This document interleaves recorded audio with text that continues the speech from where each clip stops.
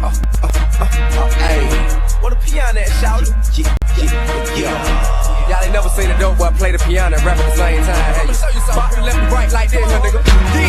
I'm 22 and I'm vet in the game. Say I'm a super cool, still a threat at the same time. Rhyme about the times I invested in cane, flesh and pain, every aspect of the game. I'm the answer to your prayers if you're praying for change. So how dare you compare us and say we're the same? When I'm climbing the ladder, they stuck in the same mind frame. They accomplishments are nothing to gain.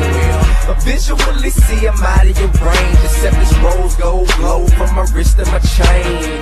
I entertain young niggas who slang like a picture, no frame. See it simple and plain. My shit bang, spit flame, put niggas to shame.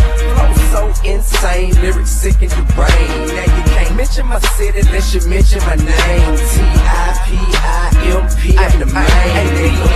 Hey, you don't want no trouble with me, just be easy. The drama ain't nothing to me. Before you having problems, just breathe. Hey, you ain't worth dying, believe me. You don't want your mama to grieve. Well, mind your business, don't bother the G. Swear you stunned, but your friend to me. Behind the scenes or behind your breathing. Can't even kissing ass when I came to leave. Set the standard for Atlanta, rearranged to leave. Okay, so what the fuck is fame to me? I've been partners since kindergarten, you's a lame to me. I give the niggas what they came to see, a reflection of oneself where they aim to be. As you can see, it ain't no change in me, and you won't meet another nigga off the chain as me. I'm so fly, no lie, don't deny it, you feel. So inspired by my style, decide to try it yourself. But you won't meet nobody rate this high as myself. The checks you waiting on homes, I can sign them myself. Told gas, drove smoke that, now I'm high. Seats way back in the Maybach, I ride through the streets of the west side. I slap five and throw dubs, show love, nigga hate me. Hey, be easy. Hey, you don't want no trouble with me, just be easy. The drama ain't nothing to me. Hey, be easy. Before you having problems, just breathe. Hey, you ain't worth dying, believe me. You don't want your mama to grieve. Well, mind your business, don't bother the G. Swear you stunned, but your friend to me. Behind the scenes or behind your breathing. What it is, pimp? T.I.P. trap music, understand that? Praying hustle, pimp. Hey, what's happening, too? Let's ride out, homie. Hey, what it is, man? DSC, pimp, squad, click, down. Hey,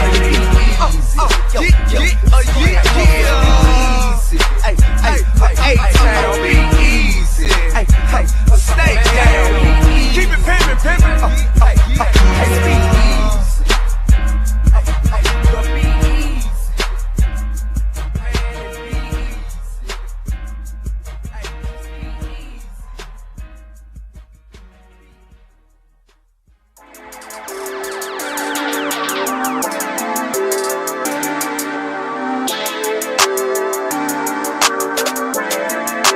Perfect.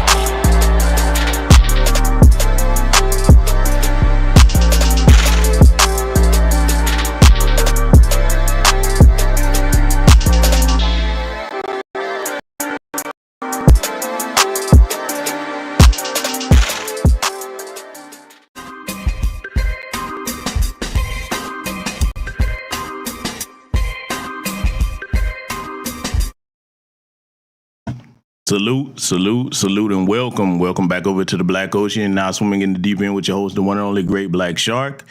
Yes, ladies and gentlemen, I know you saw the thumbnail and the title. Just when you thought that the Tethers would know their place, they pull us back in, ladies and gentlemen. Oh, we got to get some straightening over here tonight, and we're going to be thorough in the straightening also, okay? Because, see, here's the thing. First and foremost, let me be clear with what I'm about to say, with the subject matter we're going to tackle here tonight. We love our black immigrant brothers and sisters that are on code, but the ones that are off code, that are over here being disrespectful, and the ones that are not over here, that keep us rent-free on their mind, well, we going to have to put them right back in their places. Because, see, here's the problem. It's one thing for you to be over here and you saying certain things that they're saying, and you don't have any type of influence or power, okay, particularly when you become a politician. But when you do, that's another thing altogether. So now we're going to deal with several different things here, because some of these tethers you're going to recognize. Okay, we're going to have to go ahead and deal with them. I mean, hey, they're free to try to respond if they want to. I mean, that ain't going to be what they want. I mean, regardless of how big the channel is, what I'm going to show you, they're not going to be able to deny it. And they're actually proud of it. But I'm going to use these things as a teaching tool over here tonight. That's what I'm going to do. So I'm going to direct your attention to the screen here. Know thy enemies wearing our skin. I think it was Zora Neale Hurston that said best herself, all skin folk are not kinfolk. I know everybody's familiar with that saying. Because, see, again, let's make it simple for a lot of the people that love to try to gaslight, or for those that might be genuinely confused. When we address these issues in the diaspora and you hear us talking about the tether class, here's the problem. If you look like us, okay, you rocking our skin complexion, but you're not on code against white supremacy with us, we have to push you over there with them folks, because you're loyal to them. And just like that thumbnail shows, you waiting for a pat on the head as soon as you slit one of our throats that wears the same skin complexion, because that's what a lot of them do in the places that they flee from, okay? Now, let me also say this, because I've said this many times, and I'm the type of person, when I tackle these types of issues, I don't mind reiterating myself so that when we get into the subject matter, nobody can take anything out of context. I've said it many times.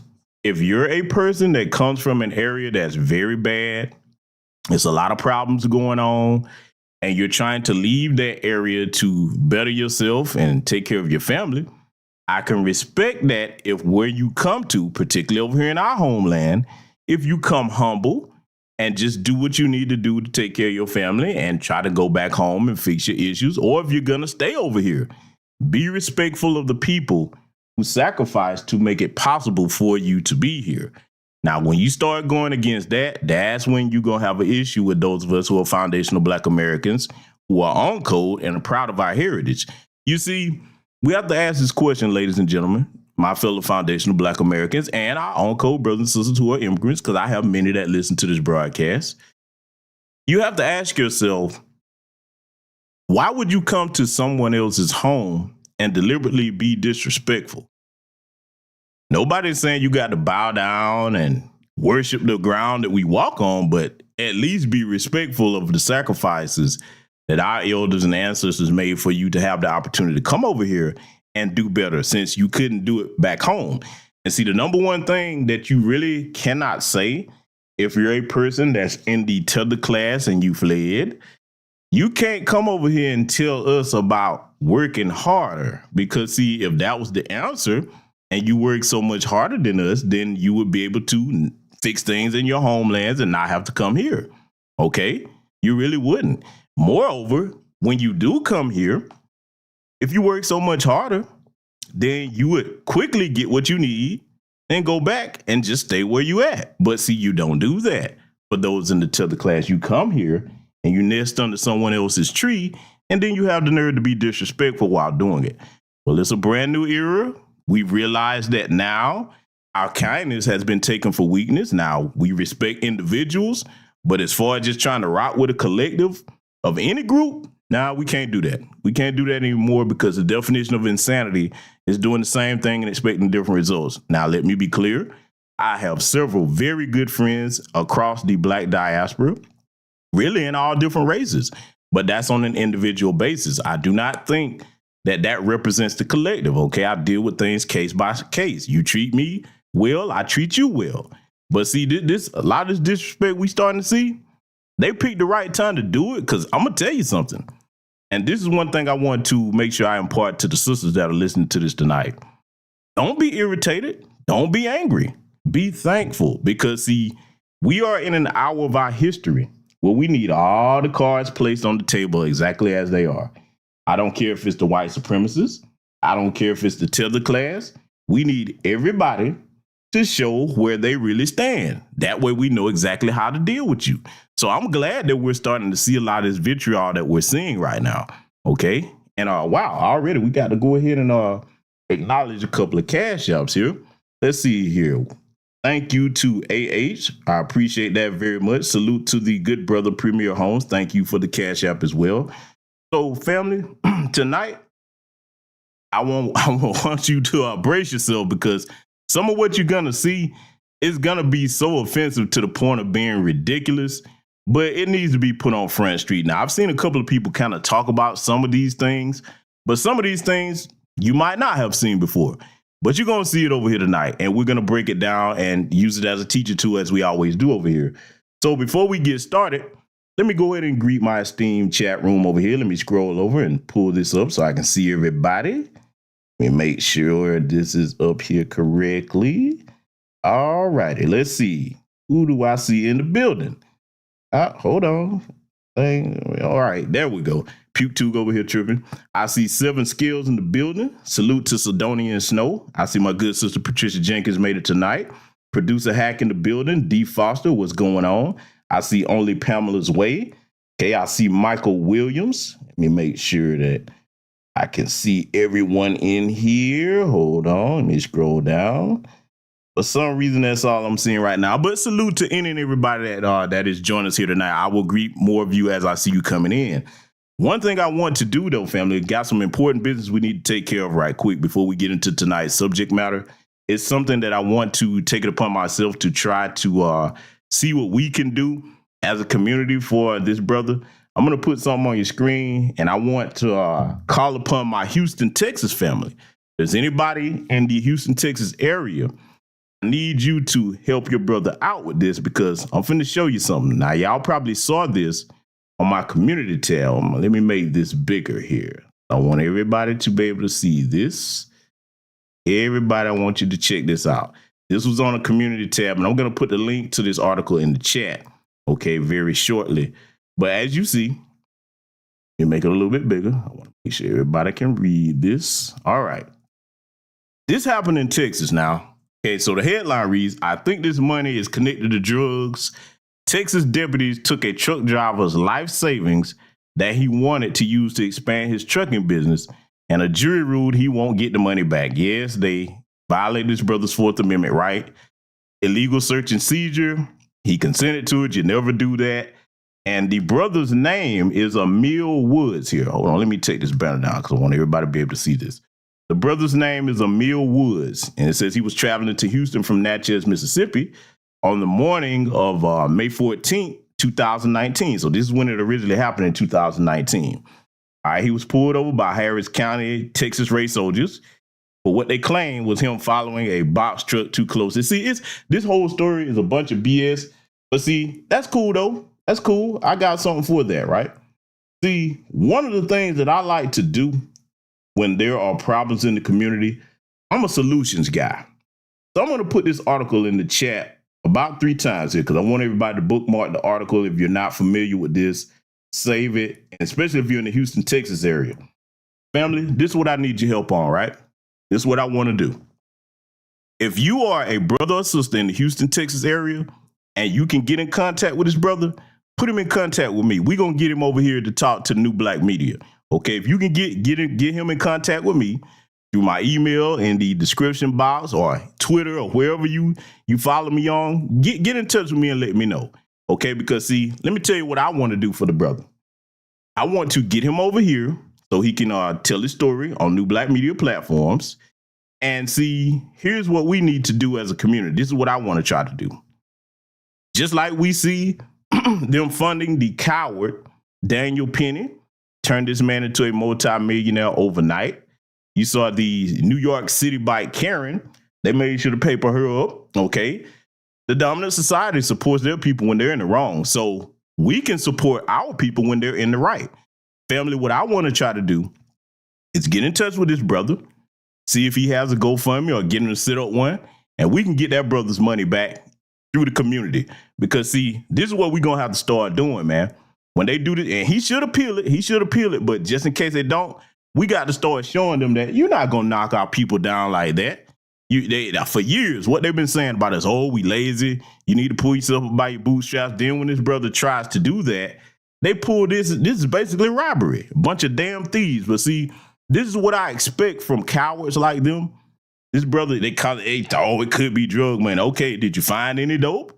He shouldn't have never consented to that. He shouldn't have, but that's neither here nor there. What I'm talking about is solving the problem, getting this brother back on his feet. Okay, so he should be able to have the right to do what he was trying to do. Okay, now, personally, I don't believe in moving that type of that large sum of money physically. It's better wire transfer that. But even so, we have the right to do it. They don't run up on nobody else like that. So just think if they really ran up on all the white drug dealers that did that. And see, primarily, I want to especially put the call out to our Houston, Texas truck drivers. We got to rally behind this brother, man. We got to show them that when you push at our people like this, they got a community that's ready to push back. So that's what I want my Houston, Texas audience to do. Anybody that's listening from the area, please do reach out to me if you can get in touch with this brother. Let him know we want to talk to him and we want to try to do something to help him. I'm going to stay on this and do what I can on my end to reach out and see if anybody knows him. I have some family in the Houston, Texas area and a couple of other contacts. So we ain't going to take this one lying down.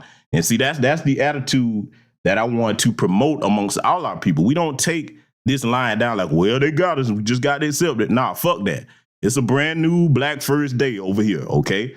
So that's what I wanted to put on your minds and your attention here this evening, okay?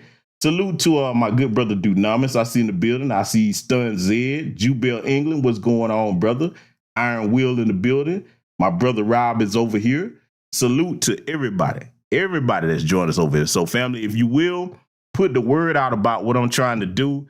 Like I said, I'm one of the brothers, man. You reach out to me with something, or if I tell you I'm trying to do something, I keep my word. I never say that I'm going to do something and not do it. So that's how we got to start using these new black media platforms. We're family, okay? Each and every one of us. We got to take care of each other, man, because see, our opposition, as I'm going to show you here tonight, oh, they're going to take care of each other. Oh, they've been doing that. Even the ones that wear our skin. So now it's time for us to circle our wagons and handle business. And one thing about that, if you look back at our history, the reason why they want to take it all out of schools, anytime we get on code and circle our wagons, we win.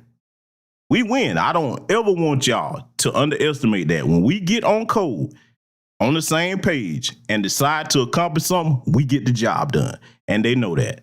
So that's what I wanted to go ahead and address here at the onset of the broadcast tonight. Now that we've done that, and the article is in the chat room, in fact, I'm going to put the article in there one more time. I want you to bookmark that, and please do reach out and see if you can get in touch with that brother, or if you know him, let him know that his people over here in New Black Media want to talk to him. So now we got to deal with a couple of things here at the beginning. I'm pretty sure y'all saw this because shout out to brother Tariq. He covered this, and I got to go here with it. Let me go ahead and put this little Donald Duck looking bastard up on the screen. Now, as I said, I have friends, okay, all across the global black diaspora. Some of them are Zimbabwean. So we ain't talking about those of you who are cool. But your boy right here, with his horrible fashion sense, he gotten out of line. See, let me tell you a little bit about this dude, man. He goes by the name Shadea Knight or whatever. See, this little cornball right here, this is an example of what happens when the Tethers try to latch on to something they don't understand. Now, for those of you that are not familiar with the guy, He's basically one of these brothers. He's over there in Zimbabwe, never been here a day in his life. He's a Kevin Samuels imitator. See, they jump on the things they don't understand and start trying to imitate it. First and foremost, I'm just going to ask a question. Brother, because when I show you what he had to say, y'all going to see that he got other things he need to worry about. Let's go here with it. Because see, when you disrespect my people, you give me carte blanche to be disrespectful back. Everybody in my chat room, I got questions to ask. Let's start with this little old Beanie Baby head and that little haircut he got. You got your little horn rim glasses on, okay? You got your little poorly shaped goatee, and then this suit. Where did you get this, man? You know what this suit looked like to me? Let me tell you, man. The suit looked like the boy went into a toy store and pulled some shit off a doll and then decided to put it on. I'm like, bro, this ain't it right here. Who told you this shit was the style or the fashion? Nah, man, you got other things you need to worry about. Why you trying to imitate Kevin Samuels talking all this shit? Cause see, let me show you what the little dude was talking about, right? Oh, we finna get straight into this. Oh yeah. See, this is his profile right here. Now I'm gonna show you this first before we get into them tweets. Oh yeah, let me slide this down so y'all can see it. See, here's the issue. When I tell you about the Tether class and people that like to try to emulate or they idolize people in the dominant society, I'm not just saying that just to sound cute when I say it. Look at the background of his Twitter header right here. Okay, now we're gonna walk down some things so you can see where the problem's gonna come from, because I'm gonna thread several needles here tonight. We just gonna start with this clown. You see Andrew Tate over there on the left, look confused, tragic mulatto, biracial. Okay, he pretty much identified more with them folks, him and his brother. I don't care what you seen anybody other people say about them. I'm familiar with them. I've covered the content about them on this channel. They identify more with white supremacists than they do black people, even though his father was a black chess player. So just because his daddy was black, that ain't got shit to do with his views today. Okay, so that's number one. Then you got Elon Musk. Do I need to say any more? Another white supremacist. And see, I noticed that a lot of them, boy, they look up to any wealthy white person, no matter what that person has done to them, their own people back home. Just go and look up Elon Musk's family history towards South Africa. Because see, Elon Musk is really pretty much just a little rich, spoiled brat. He didn't do shit to earn nothing. Oh, but they worship the ground he walk on, this little racist ass over here. All you got to do is just look up how he treated his employees, his black employees, his company, okay? Then you got the orange man in the middle, little old Donald Trump. Now, see, here's another thing about that. For the record, you know I'm neither liberal nor conservative, but I keep telling y'all, man, any black person, okay, that looks at any one of these politicians, liberal or conservative, as if there's some type of father figure or somebody to look up to. I keep hearing the whole thing about, well, Donald Trump, tell it like it is. He represents masculinity. He represents white masculinity. I see, the way I grew up, I can't idolize these folks, man. I don't have it in me to look at the men of the dominant society as something I need to aspire to. Now, can you learn things from them if they're good businessmen? Sure, you can. You can learn game from anybody. But does that mean I'm going to put you up on a pedestal when we have the likes of Dr. John Henry Clark, Dr. Khalid Muhammad, Yosef Ben Yakinen, Dr. Francis Chris Wilson? I could go on and on. You think I'm going to put you above our elder heads of state and icons? Nah, something is broken in any black person that does that. And see, I'm finna round the table here tonight. Oh yeah, I'm going to piss some people off on this broadcast. I even extend that to a lot of the rappers that we hear. Every time you hear them, boy, they idolizing some white Italian mob boss that hated black people. Man, I don't have that sickness in me. Okay, so now you see the other person right here is Kanye West. Let me be clear on the Kanye West thing. Do I agree with them mistreating that brother as far as trying to steal his money from him and all that? No, I don't co-sign that with no black person. However, that doesn't mean I'm riding for him, because see, once you go over there on the coon train, you start siding with Milo Yiannopoulos, you got Nick Fuentes you're kicking it with. I can't trust you. You're not one of my people anymore when I see you doing that, let alone the other statements he's made. Now, I get it. The brother is mentally ill, but nonetheless, you are still a black person that cannot be trusted, okay? So that's where I stand on him. And then you see over here on the right, that's a picture of him. So now, in case you didn't get what he was trying to do with this Twitter banner, let me show you what he was trying to do. he's basically trying to say that's the Mount Rushmore of what he thinks masculinity is, okay? That's what he thinks, okay? So his whole little stick is to try to imitate the dearly departed Kevin Samuels, doing a very piss poor job at it, okay? And for a number of reasons. He has a little struggle channel here on YouTube. I ain't gonna even go there. I mean, if y'all want me to, I'll break that down one day and I'll show you some of the things he's talking about. But let me go ahead and go to this next tweet of his right here. Okay. And again, shout out to Brother Tariq for bringing this to our attention. Oh, yeah. We got to cover this. Fact of business. Let me make this a little bit bigger because I want everybody to be able to see what we about to have about to dissect here. All right. So here's what he's saying on this tweet. Black American women really are the bottom of the barrel.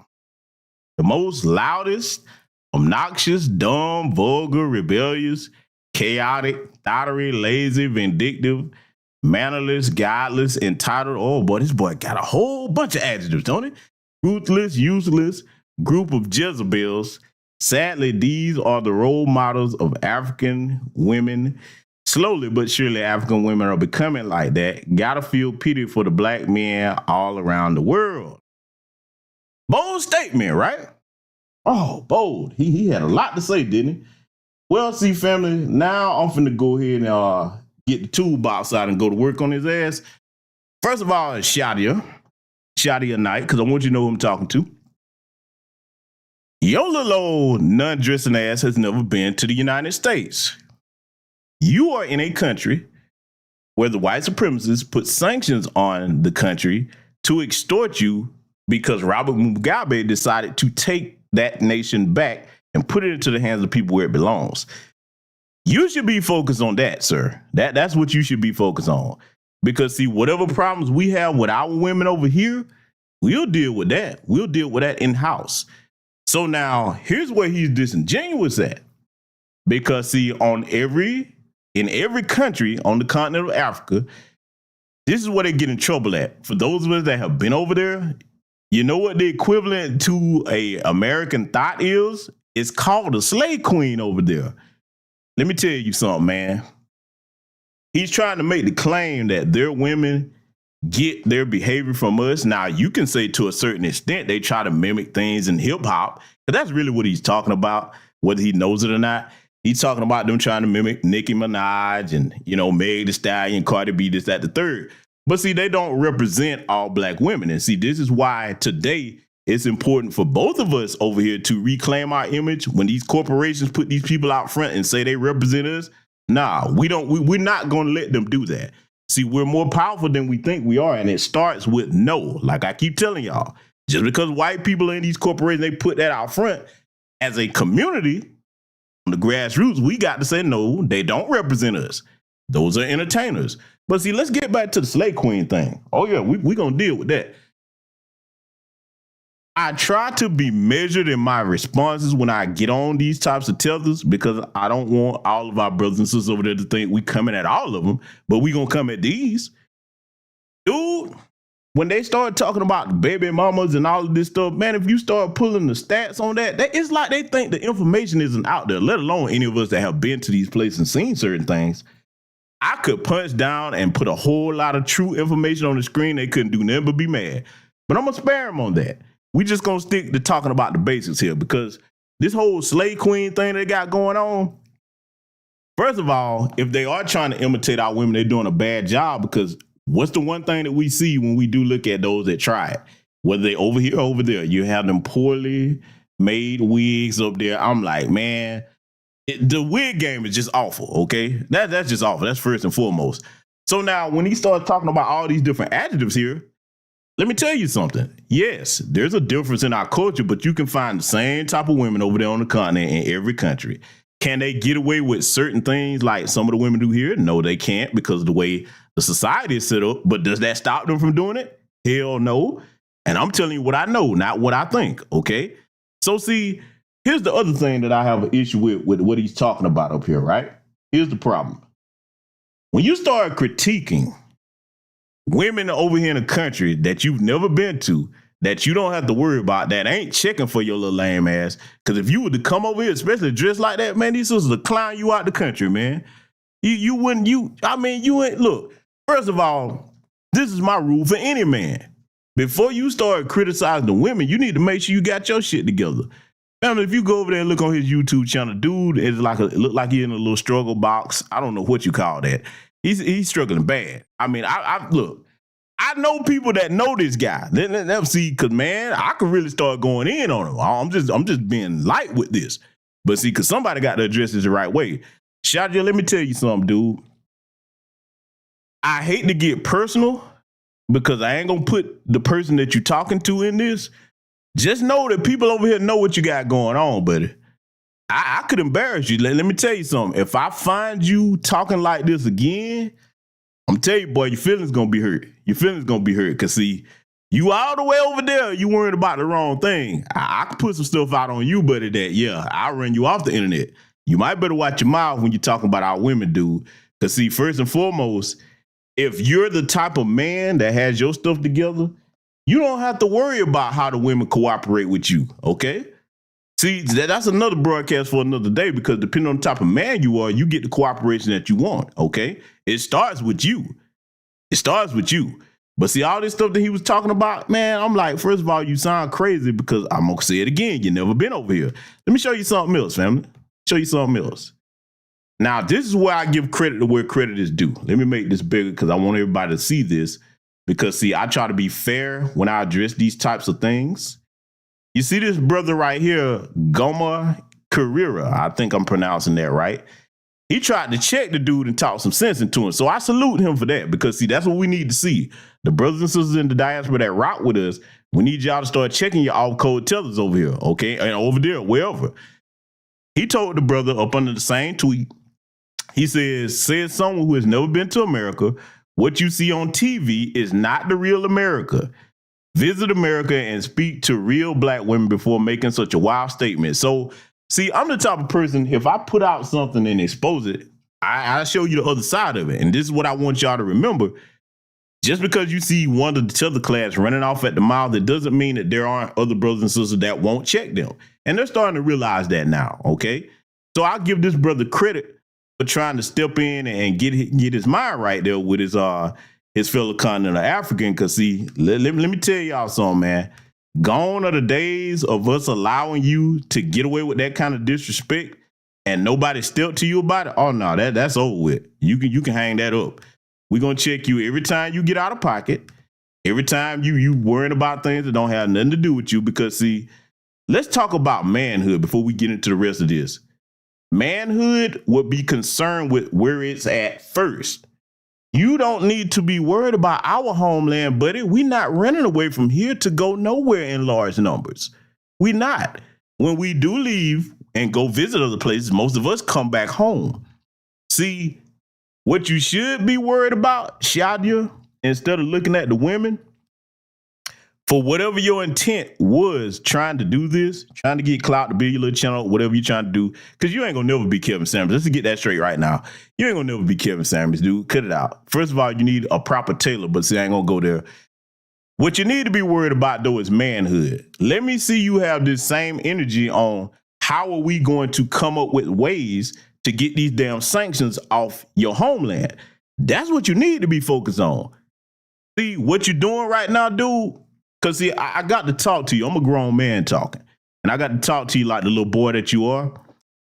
What you should be doing is getting together with other like minds over there and focusing on getting them sanctions off, okay? And getting everybody on code so you can build things. You should be focused on forming relationships with your sister countries so that you won't have to worry about the sanctions.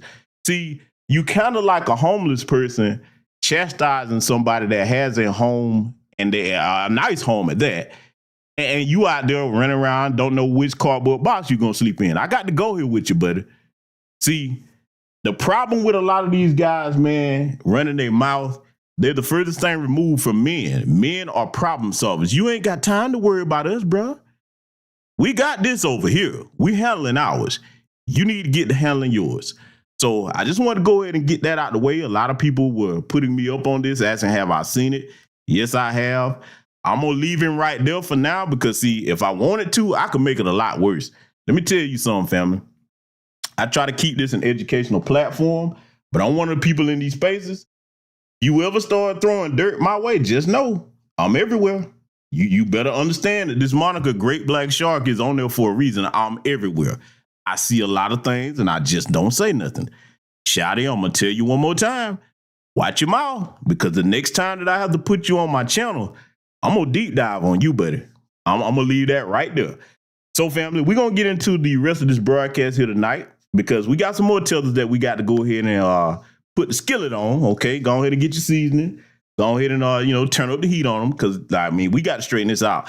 This is very dangerous, what I'm about to show you, for one main reason. The platform that it's on, if you're a black parent with children that are teenagers, you better make damn sure that you have a conversation with your teenagers, whether they boys or girls, if they're watching this platform. I'm not going to even say nothing yet. I'm just going to show you what the problem was. Let's get into it. I didn't realize that when FreshNFit put out that live stream and said they were going to nuke our channel, they just ended up nuking their own. I don't know why Myron did this, but he decided to go on Sneako's live stream on Rumble. Let's see if Pearl still. You have to wear that too? Yeah, of course. How am I going to break this down if I'm not in my proper attire as a race? Bro. All right, can you move over a little bit? Okay, I'm moving over. Fucking change. You see out of that, you fucking sand nigga? But it's okay. White supremacist sand nigga? Shut up. Bro, you're the worst of the worst. You eat dogs and you kill people as a black guy. And an Asian. Yeah, true. Hold on, quick. Pause right. This nigga right here is funny. He's funny, this nigga. I don't condone this N-word. Oh. Shut up, you Albanian fat. Keep running the clip, you chink. No, keep running the clip. Who's that weird nigga that can't speak? Who's that? He black as hell. Bate man. Yeah, let's keep going. Yeah, you seen it, right? Yeah, your eyes aren't playing tricks on you. This is the flunky who calls himself Myron Gaines, real name Amru Foodle the Poodle, as I call him. Him sitting right over there, he's got that sheet on his head. It's supposed to be imitating a Klan hood. And the little goofball that's in the middle, the little half Filipino guy, he goes by the name Sneako. See, that's another little anti-black racist. I'm familiar with his content as well. He came to fame by, running around trying to put these pranks on people saying the N-word and everything. See, I keep up with all these goofballs for a reason, okay? I keep up with them for the very reason of you can't be caught off guard with this kind of stuff, because, see, one of the jobs of new black media is to inform you of these different types of threats. And if you got children that are into this kind of stuff and you don't know who these different content creators and platforms are, then, hey, you got some stuff under your roof that don't need to be there, okay? So you better get a hold on this and be familiar with everything I'm about to show you here tonight. So, see, now, here's the thing, right? Let me go ahead and address Myron directly, okay, as he calls himself. Let me get on you. I've heard this dude in a room full of white guys say white guys like us, and then all of them were laughing about it because, he slipped up and said that, being that he's black as the ace of spades, okay, with his little half Arab ass. Let me tell you something, Myron. You come from the Sudan. If you knew the history of what white supremacists and the Arabs did to your people, because he probably don't know it. He comes over here and claims he's so smart. The dude used to work with Homeland Security, Agent Foodle, we'll call him.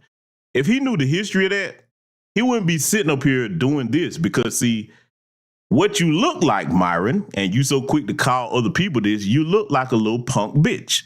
You have shown submission in the face of your oppressors. See, what these little goofballs like him and Sneako tried to do, they think that, okay, because they're either partial black or whatever, that they make these types of jokes and adopt so-called white supremacist satire, that's going to gain them favor or cut them a pass amongst people in the dominant society, when really, when you look at it, we just talking about manhood here tonight, because we got to go here tonight with this. On a manhood scale, how does that gain you any type of respect? That's what I want to know. How does that gain you any type of respect? You basically are the equivalent of a female poodle tooting your ass up in the air. That's what you're doing. I got to go here with it, because, see, if you knew what happened to your people, how is it that so many of them from these different tether nations, okay, the tether class from the nations, rather, let's be specific, the tether class from these different nations, how is it that so many of them are so quick to identify with the oppressors? that have inflicted so much injurious harm upon their people and colonized them. See, let's go. We got to get on Dinesh D'Souza too. I don't think I forgot about him. You got a dude, Dinesh D'Souza. You come from basically, if you ever go over there, what is the equivalent of a big trash can? Oh, I'm going here with it. You goddamn right. Them little IQ comments. See, if your IQ is supposed to be so high, Dinesh, it's a simple thing to get a wheelbarrow and some shovels and clean some shit up. Oh yeah, I'm going here with it. Don't tell me about a high IQ when you don't understand how to operate a wheelbarrow and a shovel. And you gonna talk, we ain't never lived like that, man. If I show pictures of where this dude come from, go look up some pictures of India, where that dude come from. This dude is darker than the most jet black person over here. And he's trying to identify with white supremacists, Dinesh D'Souza, that is. Here's the problem with that. Look at what the British did to the Indians over there in India. Look that up. Look up what they did specifically to their women. Then when you look at Dinesh D'Souza, you know you're looking at a broken, defeated, pathetic male that has never become a man. See, here's the thing about foundational Black Americans that a lot of y'all gonna need to understand. We, in large numbers, do not idolize the oppressors that have inflicted all this injurious harm upon us. We don't. I don't know a black man worth his balls, man, that'll wake up and say, oh, man, boy, I want to be just like them. You got a few of these little coons out here, and we call them out, too, the Jesse Lee Petersons, Larry Elders. So we get on our coons. But see, the problem with a lot of them over there, they just let them do their thing. Well, see, when you over here in our country, you don't get to just do your thing. We're going to put you on Front Street, and you want to identify with them folks? Fine, I like that. We're going to treat you like them folks. So I just wanted to give you a bit of background on little Amru Foodle, a.k.a. Myron Gaines, and his little goofball homeboy Sneeko. I'm going to let this continue to play because Alvin Preach was where I first saw this. I want y'all to check out everything that they got on this, though, and then we're going to get back to analyzing this. Holy shit, who's this guy in there with the red? What the fuck is going on? What entire nation fucking pussy shit is that? I know that preach. Mad respect to minorities. What the fuck? Stop! What? I want to get another run.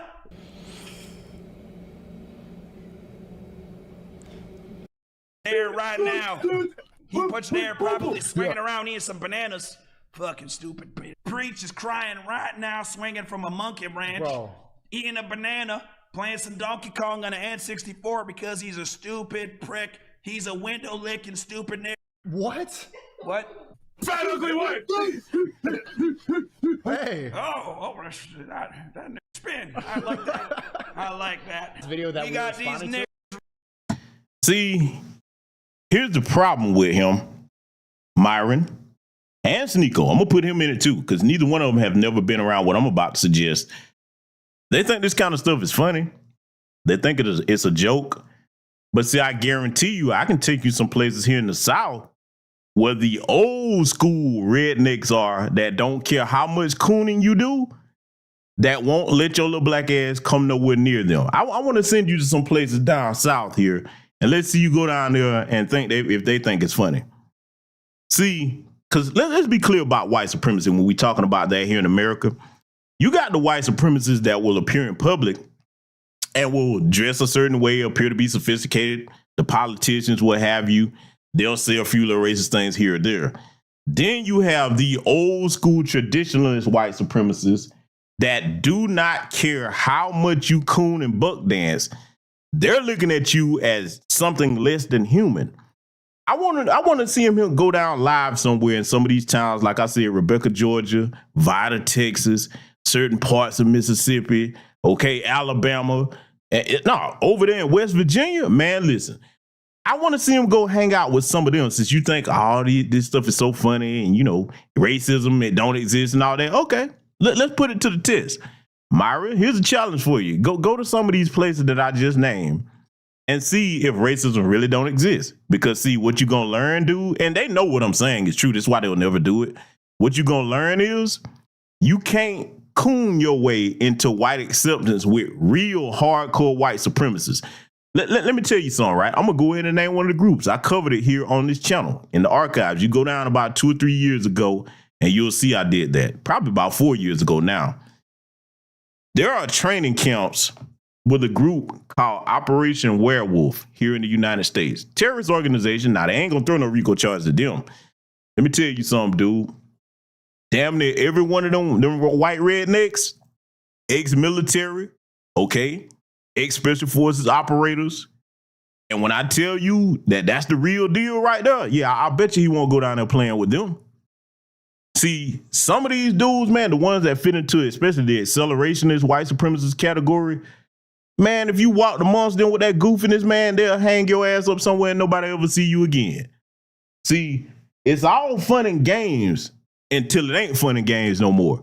And see, he down there in Miami, okay, in a pretty much little fairly safe spot. But see, I'm gonna tell you something. It's parts of Florida that I bet he won't go to. See, because you down there in the kind of little melting pot in Miami. Nah. You need to come on up a bit. You down there in the South. Come on up a bit where the hardcore white supremacists at. Go walking through their neighborhoods. If you think that you one of them, oh, they'll show you better than they can tell you.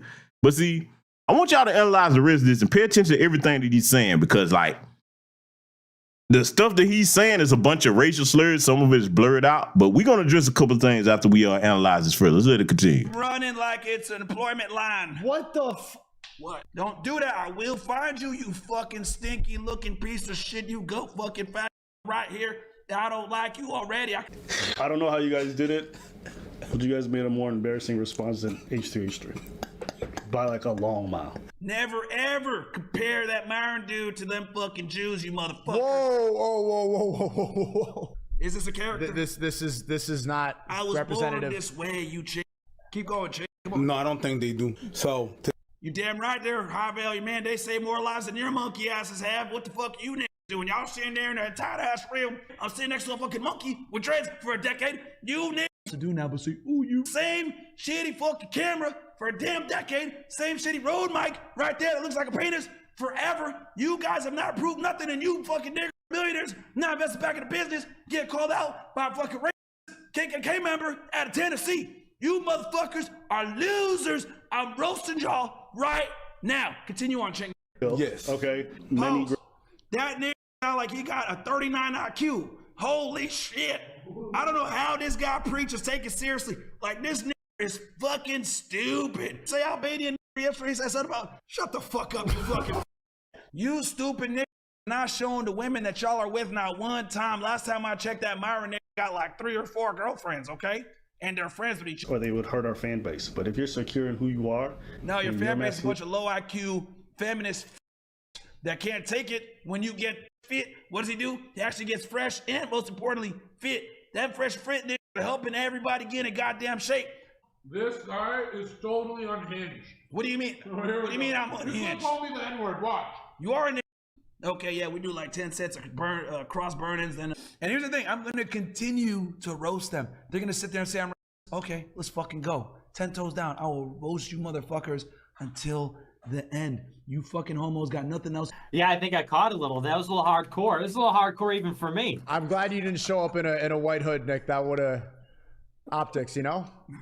I was going to do the MAGA hat, but... Now notice, I want you to pay attention to this. This is a very important part of this broadcast tonight. I want y'all to really focus on this. Let's do some analysis real quick. You got Nick Fuentes up here in the upper left. We got Old Burley, a.k.a. Life Spice. Just Pearly Things over here on the right. Down bottom, you got Sneeko and old boy Myron Gaines here. So now look at how all they just get along, how they get along so well.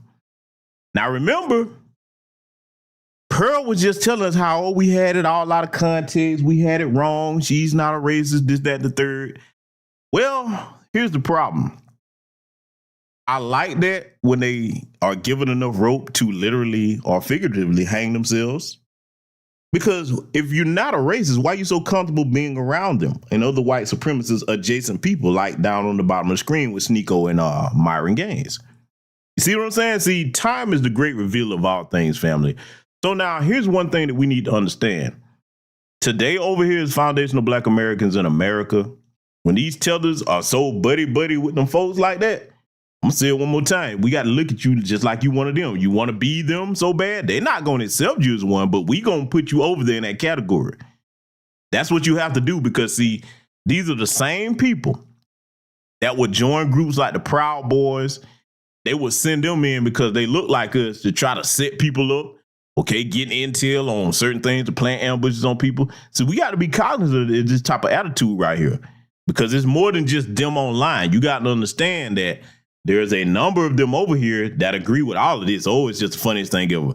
Again, I got to take it back to the manhood aspect. How are you a person who's black that comes from a place that has been colonized and then you come over to our land and side with the people that helped colonize you and still oppress you to this day when you start to look at the political workings of different things? I'm going to tell you something, man. Any black women that would deal with somebody like Myron or Sneeko, man, something is seriously wrong with you if you know about this type of stuff. Something is seriously wrong with you. And see, here's the thing. The brother in the chat room, I think that's a brother, Somalia Against Pan-Africanism, he pointed out a very important point. You notice how when Myron started to run his mouth about the small head community, the J folks, he had to stop him right there because, see, he know not to go that far. He know better than that. But see, here's what we're going to teach you about our group over here, Foundation of Black Americans, our lineage. You're going to give us that same respect because, see, you're going to keep on with this and it's going to come to a point. All you have to do is study our history. When we stop talking to you, that's when we can start acting on these different things. I'm just telling you like it is. I'm not encouraging anything. I'm not telling nobody to do nothing to you. What I'm saying is you're going to get to a point where you try the wrong person on the wrong day. Because he don't talk like this out in public. You better believe. See, that's another thing, too, about these little clowns like this. They become modern-day superheroes online. You catch them walking around in public, energy totally different. I promise you that. Totally different. I'm going to let this play, and I want y'all to hear this conversation. Then we're going to come back and I'll break a couple things down. It wouldn't go as hard as the White Hood, so. Nick, your followers are going to Myron now. You got competition. That's true. Both of you guys are, it's like I'm being outdone. I thought I went pretty hard in November. You got Myron leading the dissident right now. Yeah, it's a couple of the Albanian and a black guy gonna out. Goes to show how things have changed, because I remember when Dave Chappelle did the Clayton Bigsby shit back in the day, it was fucking hilarious. But nowadays you do that shit, they're like, oh my God. Just goes to show how pussified we've become. After looking at that Donkey Kong photo, I can conclude that he's also a monkey. Okay. All right. Like, bro, I'm ready to end them. Like, they want to go here and say, you're a Myron. Cool. The fucking Arab guy that's also black that literally, like, I hit so many different check marks for the KKK. Y'all want to call me? Cool, you fucking. If you're wondering who the white dude in the top left is, that's a white supremacist. Nick Fuentes, who's the leader of a far-right movement. And Just Pearly thinks, I will say, Just Pearly thinks orange does look good on you. I'm glad you took Brittany's advice. I do think it's funny that the only time you decide to groom yourself is for a Klan meeting. But hey, if that's the kind of high-value man you want to attract, go girlfriend. So now let me go ahead and chime in here because, see, we all saw how I've been preached throughout the video where they were kind of downplaying Just Pearly things, white supremacists, talking points and everything. See, this is what we keep trying to tell those of you that are not from here, that are black. You can't play with white supremacy. See, we got sense enough to recognize it for what it is. Most of us who are foundational Black Americans and our own cold black immigrants that learned the game from us, we got sense enough to recognize that white supremacy is a threat, whether it's the man or the woman. And in fact, I will posit to you that is a greater threat from the women. See, too many of those Tether class, they see a white woman and their defenses just go down. Don't you understand that if you're a smart student of history, that's really how they gain access to a lot of different places around the world to conquer them? You think that the male white supremacist is not aware that you are enamored by their women like that? See, look, like I said, no disrespect to anybody that's in a biracial relationship or whatever. I don't try to tell people what to do, but as far as me and mine, I know what these people are in history. That's just not something I'm willing to take a gamble on as a black man. I don't have to learn or listen over and over before I say, okay, look, every time we interact with that particular group of women, don't work out too good for us. A lot of them hadn't caught that yet. Soon as they see a white woman, defenses go down. Let me tell you something. As a man, the protector of your group, when your defenses go down, your whole nation is vulnerable.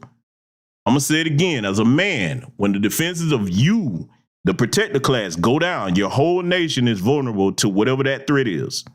That's what they hadn't learned yet. So all this complimenting her about her wearing orange now, all I see is a white supremacist. I'm going to let her get back to this, though, because we got a lot more to analyze. Now, let's fucking do it. Hey, guys, when we speak, everyone raise your hand. No, raise your hand. Raise your hand. No. So we take turns. No, Nick, no, not you. No. Kidding. I can't do it. Yeah. What the fuck are you? I heard that some of y'all were raising the salute, so I decided to come back. Let's go. Poor Sneeko. Pearl rolls out. Oh, come on. No. We're down. Let's go. Come on. No. Let's go. We're down for whatever. Let's do it. Do you realize how dumb everyone has to be? That when you're in a room full of people, that somehow just Pearly Thing seems to be the smartest person. You see her sliding off screen like, what the fuck am I associating myself with? Y'all know how dumb you have to be to make Pearl sound smart? Yeah, I mean, hey, listen, if you want to throw away your YouTube channel in the dumbest way possible, cool. You just cost yourself and your staff millions of dollars over one of the dumbest things I've ever seen possible. And also just notice, all of this rolls off Myra's tongue so easily. This is not the first time he's talked about this, about black people like this. It's not surprising to me. Honestly, when he started speaking about black women in the past, I'd already suspected he had negative emotions or feelings about black people. About the black dating app called Black. Oh, it's funny. I never used that one, bro. But hey, man. I mean, hey, bro, if you want to date a bunch of Shaniquas, go for it, man. LaQuisha. Yeah, like me and Fresh aren't really down with the brown like that. Man. We ain't night riders. Nah, so bro, I'm good. Now, I remember when this little goofball said this, right? Family, let's go ahead and get something straightened out. And sisters in the chat room, if I'm wrong about this, please do feel free to correct me. When you look at these two goofballs, Myron and Walter Weeks, aka Fresh, okay?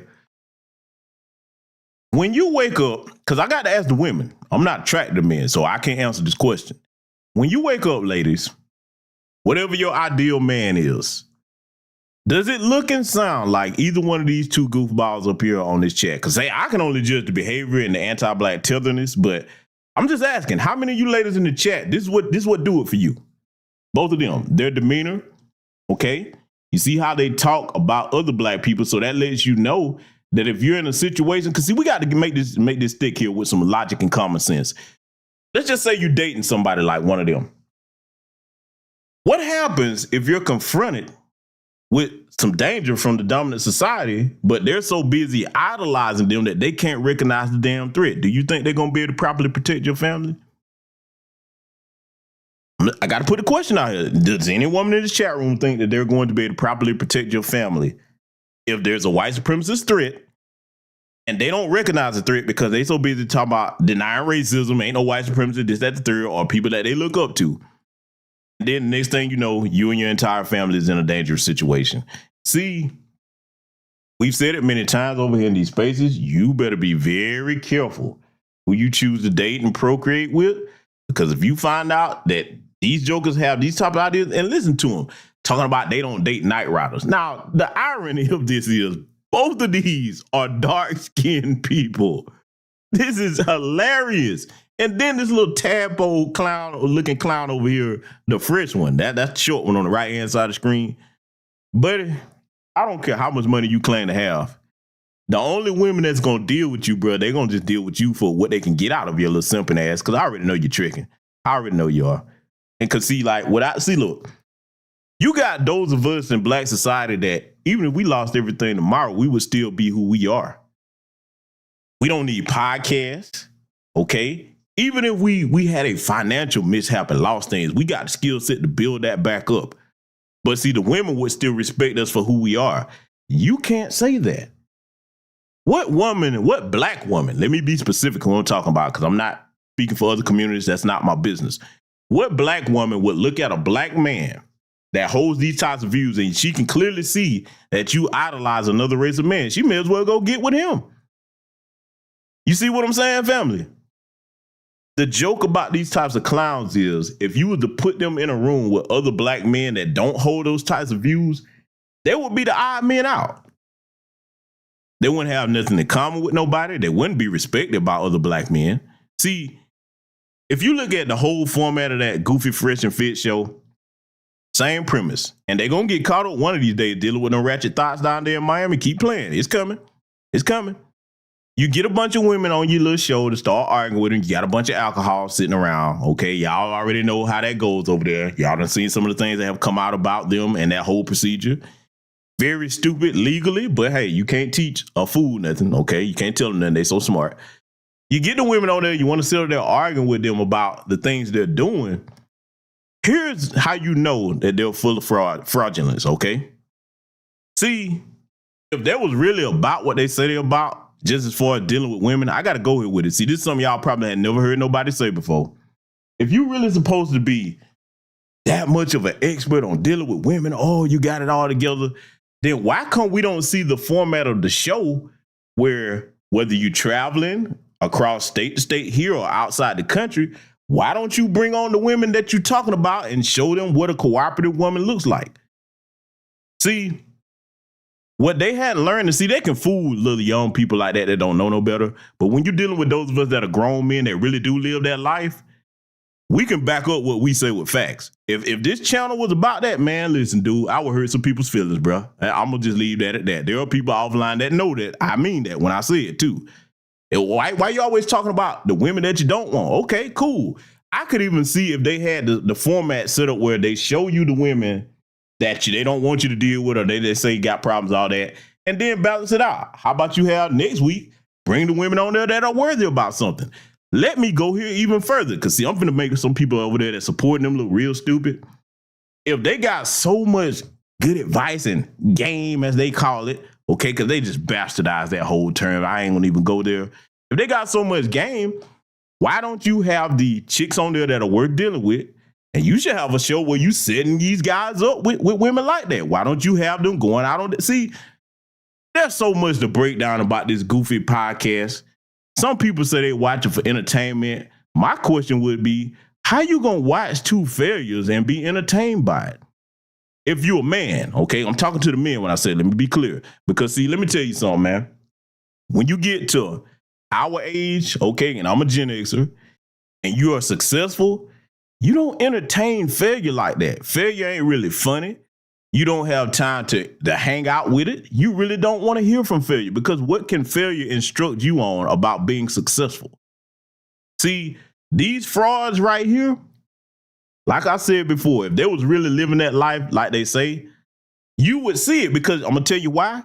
Before we move on, people like this that run their mouths like that, they can't wait to show you everything that they're doing.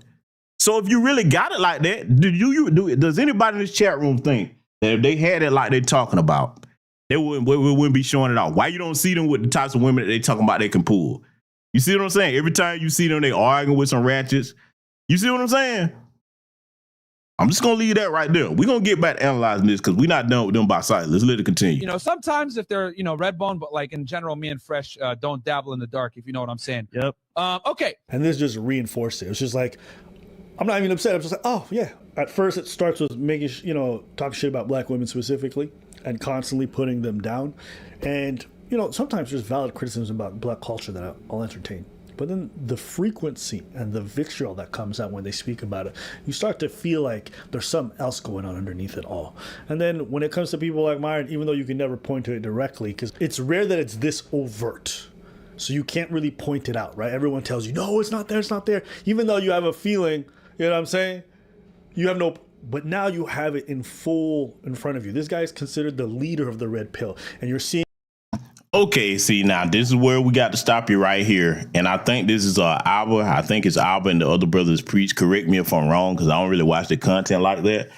But here's the thing. Alba, my brother, we knew what they were, okay? We knew what they were. Now, the brother here, Alba, I think that's his name. He's Ethiopian.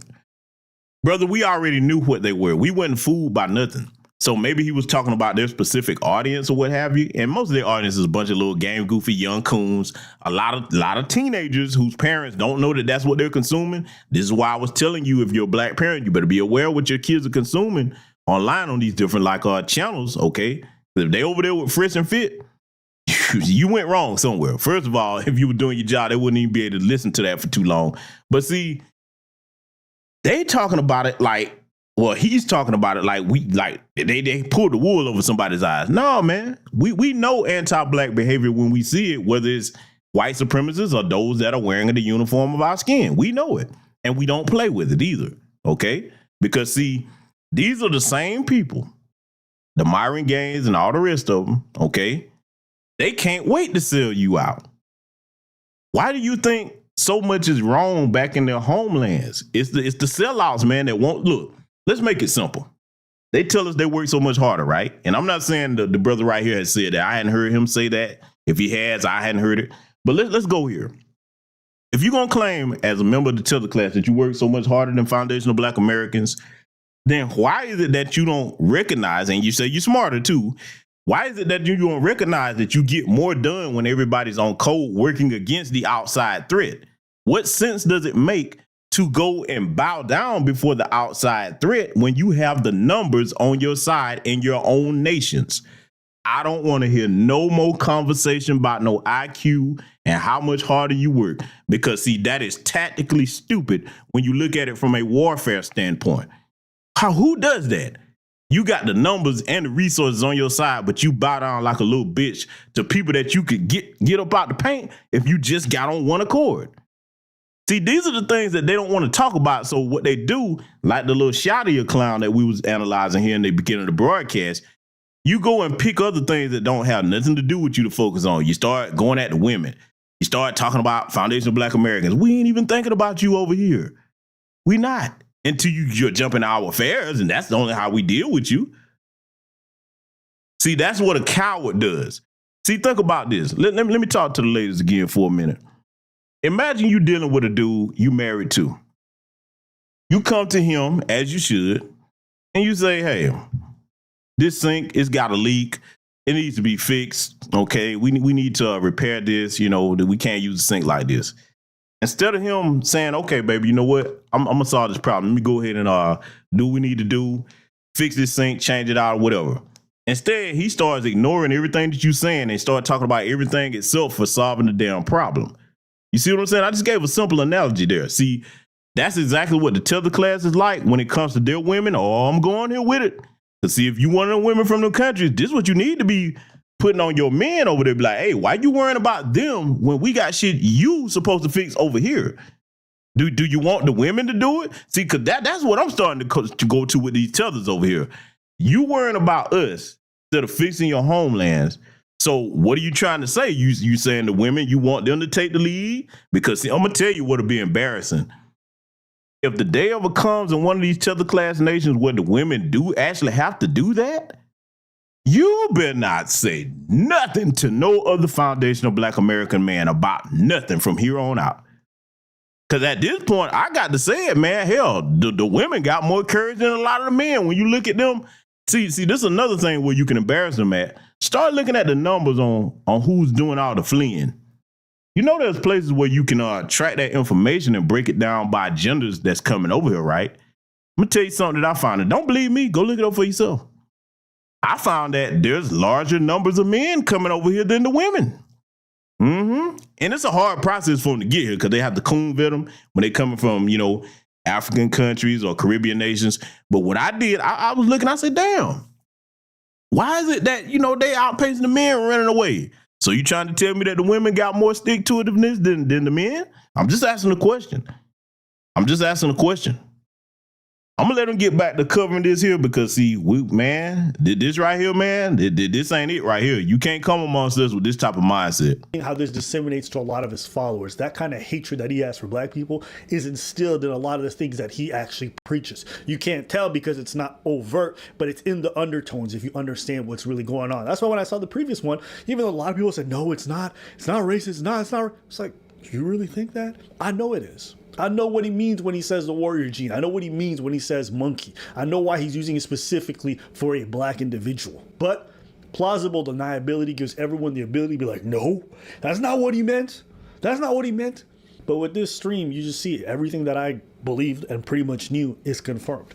So So yeah, I mean, if you want to shoot your credibility, if you want to distort your movement, if you want to make the red pill look like a movement for losers that hate women and also hate minorities and value whiteness for some reason, you know, it's in your dating preferences, it's in your language, it's in the way that you insult people, that's okay. Have your movement. But when people discredit it and laugh at it, you're going to be one of the principal reasons why with your behavior. Instead of holding frame, instead of being stoic the way you present in the red pill and handling your stuff well, you get poked and prodded and all of a sudden you unleash this.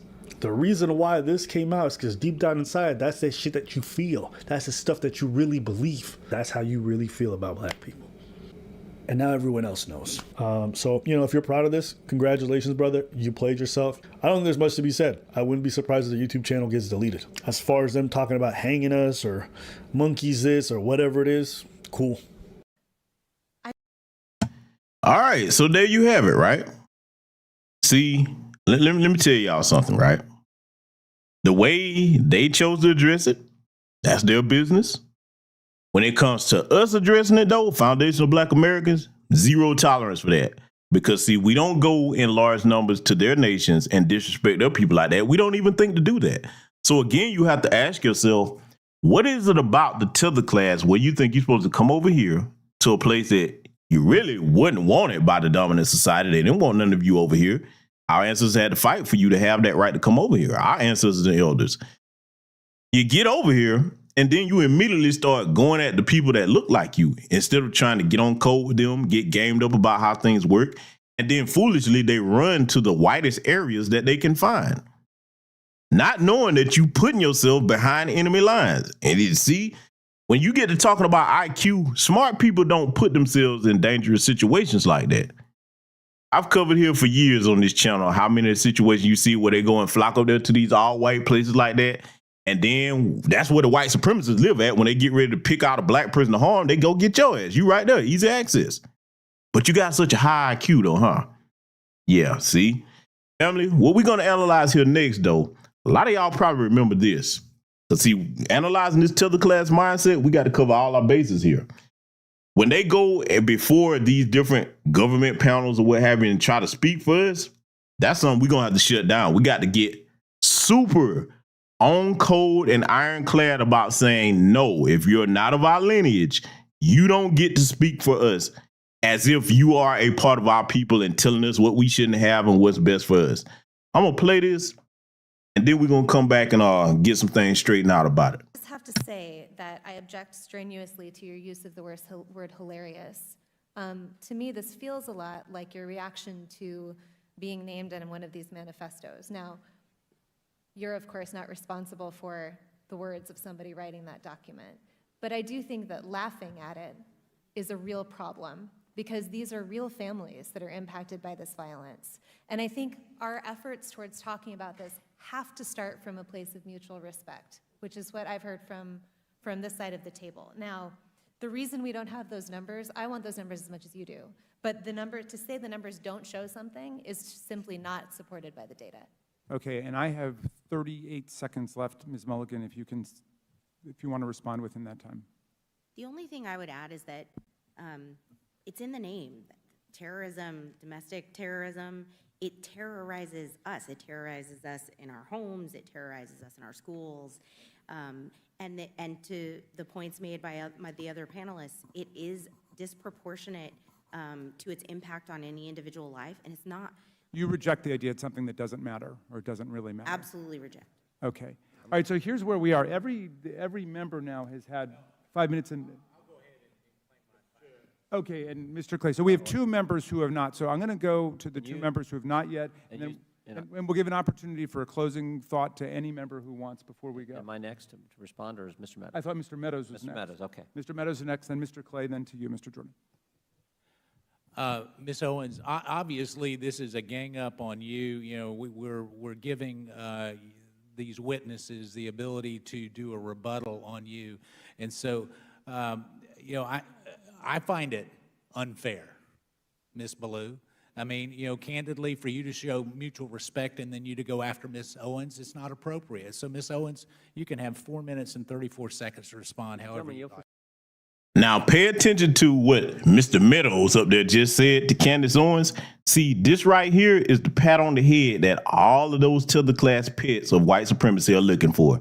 That's it right there. They live for that moment to get up here, denigrate other black people, and then get praised by white daddy for doing so or throwing a few little peanuts. See, this right here is a problem, family. This is why they don't really want those of us who are well-versed in on any type of meetings about reparations. They're going to try to pull somebody like a Candace Owens who's not of our lineage. See, we're going to have to really get serious about shutting that down when it comes to that reparations conversation and every other thing, but especially that one.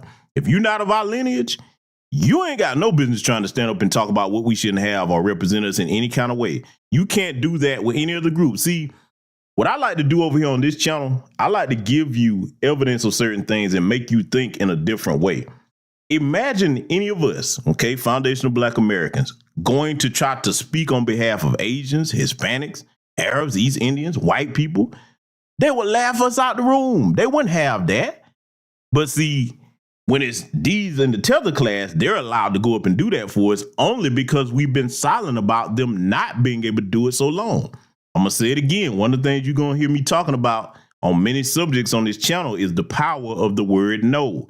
No and being on code nationwide. We got to shut that down. Every time they try it, nationwide, I don't care, north, east, south, west. No, you can't speak for us if you are not of our lineage and you talking about what we shouldn't have. No, you got to cut that out. Now, I want you to listen to the rest of this conversation right here, because a lot of y'all probably remember this. For those of you that don't, you're about to learn something, okay? And we're going to break this down after she finishes her little diatribe here. I'll yield. Thank you. I believe, Ms. Owens, when you used the word hilarious, it was referencing the fact that no one had asked you a question. It wasn't to the subject matter of the hearing. Is that right? That is correct. And to have another witness insinuate something that is not accurate is just not appropriate, Mr. Chairman, for how witnesses are supposed to behave in front of this committee. I also think you didn't say it doesn't matter about the subject matter of today's hearing. You said there are other subjects that matter as well, and maybe we should spend some time on those. Is that accurate? That is correct, and they matter much, much, much, much more, and I have said that. I said that in my opening, and I will say it again. You know that white supremacy and white nationalism is ranks nowhere near the top of the issues that are facing Black America, and the reason that you are... Did you hear what this heifer just said? I know y'all remember this, right? If not, playing it for you here tonight. You don't get to come over here to our homeland and make that asinine statement when we see right here in 2023, we got cowards like Daniel Penny choking homeless Black people to death. Okay, we got these anti-Black racist Asians over here shooting 14-year-old children in the back. All right. I can name situation after situation. Even when you look at the young African brother, Ralph Yarl, okay, white supremacists tried to kill him by shooting through the door. The brother had the wrong house over there in that white neighborhood. He tried to kill him. He wasn't no threat to him at all. Wasn't armed or anything. And then she gonna make this statement talking about white supremacy is the farthest thing. That's the biggest issue for Black America. No, you don't get to speak for us on that, Candace. Especially since you got your little white husband over there. Oh, no, you definitely don't get to say nothing about what our issues are. Because, see, we can't go down there to where she's from and speak for her people. We can't do that. See, we're going to get very hostile about this. I'm not playing any games with this type of bullshit because, see, our lives on the line. Just because you bending over and you selling out over there for white zaddy and white acceptance, the rest of us ain't going that route. That's exactly why where you from is in the condition that it's in, Candace, okay? And to make it the statement so bold, see, what she don't realize is, though, they'll use her for a mouthpiece, but I'm telling y'all, man, I'm going to predict it. You're going to see it very soon. Her day is coming. Because, see, now the white supremacists, if you look at what they're focused on right now, this is the #1 thing that's driving all of their behavior. I want y'all to pay close attention to what I'm about to say. No matter what you hear them complaining about, outside of their numbers dwindling, that is the #1 focus. And they're going to get to a point where they're not going to even pretend with these coons like Candace no more. They're not going to have no more use for them. I'm telling you what I know because I'm analyzing history and seeing the pattern of it. When these people are faced with any type of threat, the first people that they look to turn to the target is us. And what she doesn't understand is when that time comes, because it's going to come, they're going to treat her just like they would the rest of us. And when it does happen, Candace, you won't have any help from this community. We're going to send you back over there to them folks. I'm gonna let her continue with her foolish statement here, though. Bringing them up in this room is because it is attempt to make the election all about race as the Democrats. Not in my case, Ms. Owens. I'm sorry. Please do not characterize my motive. Mr. Chairman, it's my time. Yeah, it's my time. You've got your time, Mr. Meadows. I'll give you 3 more seconds. Every 4 years, you bring up race, and you knew exactly what I meant when I said hilarious, and you just tried to do live what the media does all the time to Republicans, to our president, and to conservatives, which is you tried to manipulate what I said to fit your narrative, okay? I was not referring to the subject matter that is hilarious. I said it's hilarious that we are sitting in this room today, and I've got 2 doctors and a missus, and nobody can give us real numbers that we can respond to so we can assess how big of a threat this is. Because you know that it is not as big of a threat as you are trying to make it out to be so that you can manipulate. And the audacity. Except for the FBI has gone on record stating that there's white supremacists in every branch of law enforcement and the military. See, for anybody that thinks this woman is intelligent, you need to have your head examined. And that's the one thing you're not going to see anybody in this hearing bring up. The fact that, hey, listen, the FBI has gone on record and stated that this is a threat. Beyond that, here's another thing that I want our people to get accustomed to doing. We don't have to wait on any of the white government's reports for us to know that something is a threat. We see what's going on where we live, okay? That's the first thing. See, a lot of us have been conditioned to just accept that. And see, here's the other problem about people like that clown Shadia or whatever that we reviewed at the beginning of the broadcast. They've never been here, but they're going off of what people like Candace Owens say or what white supremacists say. Instead of having a conversation with us to get gained up on what's really going on, because see, they'll be the first one to come over here game goofy, be in a situation like that brother there in Philadelphia going on a hunting trip with a bunch of white supremacists, and then your ass don't come back. See, let me make something clear to that Tether class like Candace. You want to gamble and play with your lives? Fine, knock yourself out. But you're not going to play with the lives of my people in my community. We're not going to let you do that. We're going to pose and shut that down every chance that you try because, see, this is no laughing matter. The term hilarious shouldn't have been used to describe anything because, see, one of the things that we're discussing, in case you didn't catch it, remember that New Zealand shooter down there or whatever, he quoted Candace Owens in his manifesto before he went and did what he did. And see, boy, they ain't really want to talk about that. I remember when that happened. Oh, man, we put it out there on Front Street in New Black Media. Y'all saw it if you were subscribed to any of the channels over here in the space. But see, this foolishness right here, look how hard in the paint she's going, to the point the veins coming out the side of her neck. See, when you get a coon that's willing to go this hard in the paint for white supremacy, there is no redeeming this. You see what I'm saying? See, when you cleaning up something and you trying to protect yourself from a threat, you can't cut past it to this kind of stuff right here. So if anybody's talking about, oh, it's divisive, you damn right we dividing from this. I don't want no threats right up under my household. Do the rest of you, family? Let it continue. Capacity of you to bring up the Christ Church shooting manifesto and make it seem as if I laughed at people that were slaughtered by a homicidal maniac is, in my opinion, absolutely despicable. And I think that we should be above that. To try to assign reality or any meaning to a homicidal maniac writing a manifesto, which, by the way, let the record show, also stated Spyro the Dragon, the child's cartoon, as a source of inspiration. He also cited Nelson Mandela as a source of information. I don't think that Nelson Mandela has inspired mosque shootings. You can correct me if you think I'm wrong. You would rather assign meaning to a homicidal maniac than to actually address the things that I said today that are actually harming Black America. Number 1, father absence. Number 2, the education system and the illiteracy rate. Illegal immigration ranks high, abortion ranks. Let me go ahead and chime in right with this bullshit that she's talking about. First of all, Candace, if we're going to talk about fatherlessness, and they love to go here in white America and with the white supremacist talking points about fatherlessness in Black America. We're going to start with Jim Crow Joe Biden and the 94 crime bill because, see, no matter what you think of Pookie and Ray Ray, if that 94 crime bill was never enacted, a lot of them might still be out here and able to raise their children, which wouldn't have turned out the way that a lot of them did. So that's number one. Let's talk about that because, see, notice that even though she'll criticize the Democrats, she don't bring up things like that. Okay, why you ain't talking about that, Candace? The white supremacists engineered that. This is a part of white supremacy. Okay, so then when you talk about the education system, do they treat little black children the same as they do other groups of children in these public school systems? No, they do not. And see, that's another thing. Now that she has children, since this has come out, wait till she see how her children are going to be treated as biracial kids. Or Candace, you ain't going to be able to deny some things. See, she don't even realize. Man, I already suspect that she's starting to see a lot of this now, but she going to keep doubling down on it because, see, I'm going to make a prediction. You heard it first right here. Zaddy gonna get tired of her and he gonna divorce her. Watch, it's coming. It's coming. I'm gonna tell you how it's gonna come down the pipeline too, because I've seen this dog and pony show before. What's gonna end up happening is she gonna catch Zaddy cheating with one of his own. Cause see, that's what these bed witches don't realize.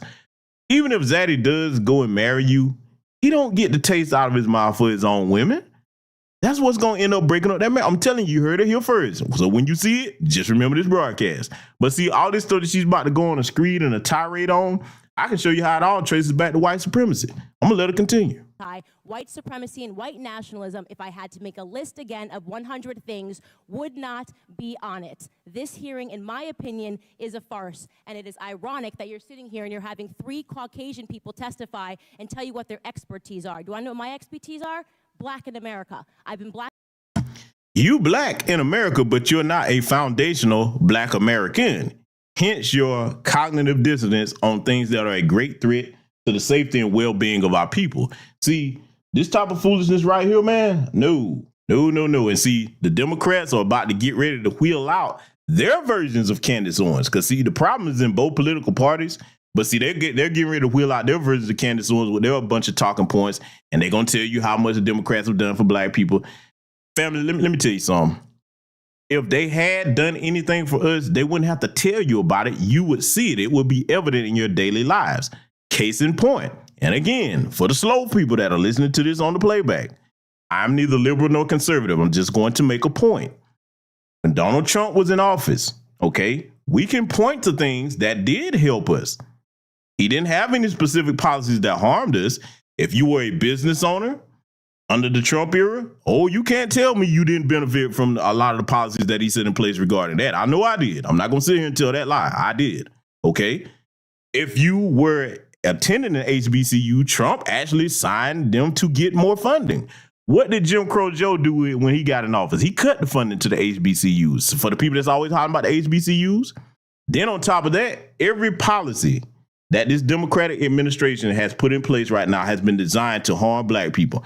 Flooding all these anti-black immigrants over here, left and right and center, okay? Prioritizing them over the homeless black people in Chicago and New York and many other places around the country, all right? Then you start to look at the situation where every time it's time to cut a check for something, they got plenty of money to ship over to Ukraine. But when we start talking about reparations, I ain't got it. Nah, see, if you vote for the Democrats at this point, you need your damn head examined. So yeah, a lot of this stuff she's talking about, Candace, you're not qualified to speak for us, okay? You're not, and you're not going to be allowed to do it either. And then that goes for the liberal versions of the Candace ones that they finna wheel out here, the Simone Sanders, the Joy Reeves, all the rest of them. The Roly-Poly Martins, nah. If you're not of our lineage, you're not going to be able to speak for what our people should and shouldn't have. Let's let it continue. In America my whole life, all 30 years, and I can tell you that you guys have done the exact same thing every 4 years ahead of an election cycle, and it needs to stop. I'll yield back. Thank you, Mr. Meadows. And now I'm sorry.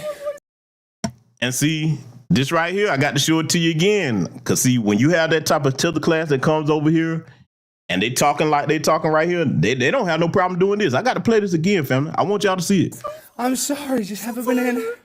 Just eat the banana. Eat the banana. It's going to be okay. Eat the banana. Eat the banana. Stick it in your mouth.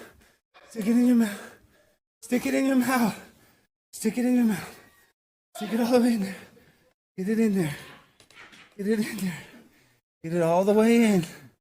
As deep as it'll go. I can see your boy Myron Gaines doing this. I can see him doing it.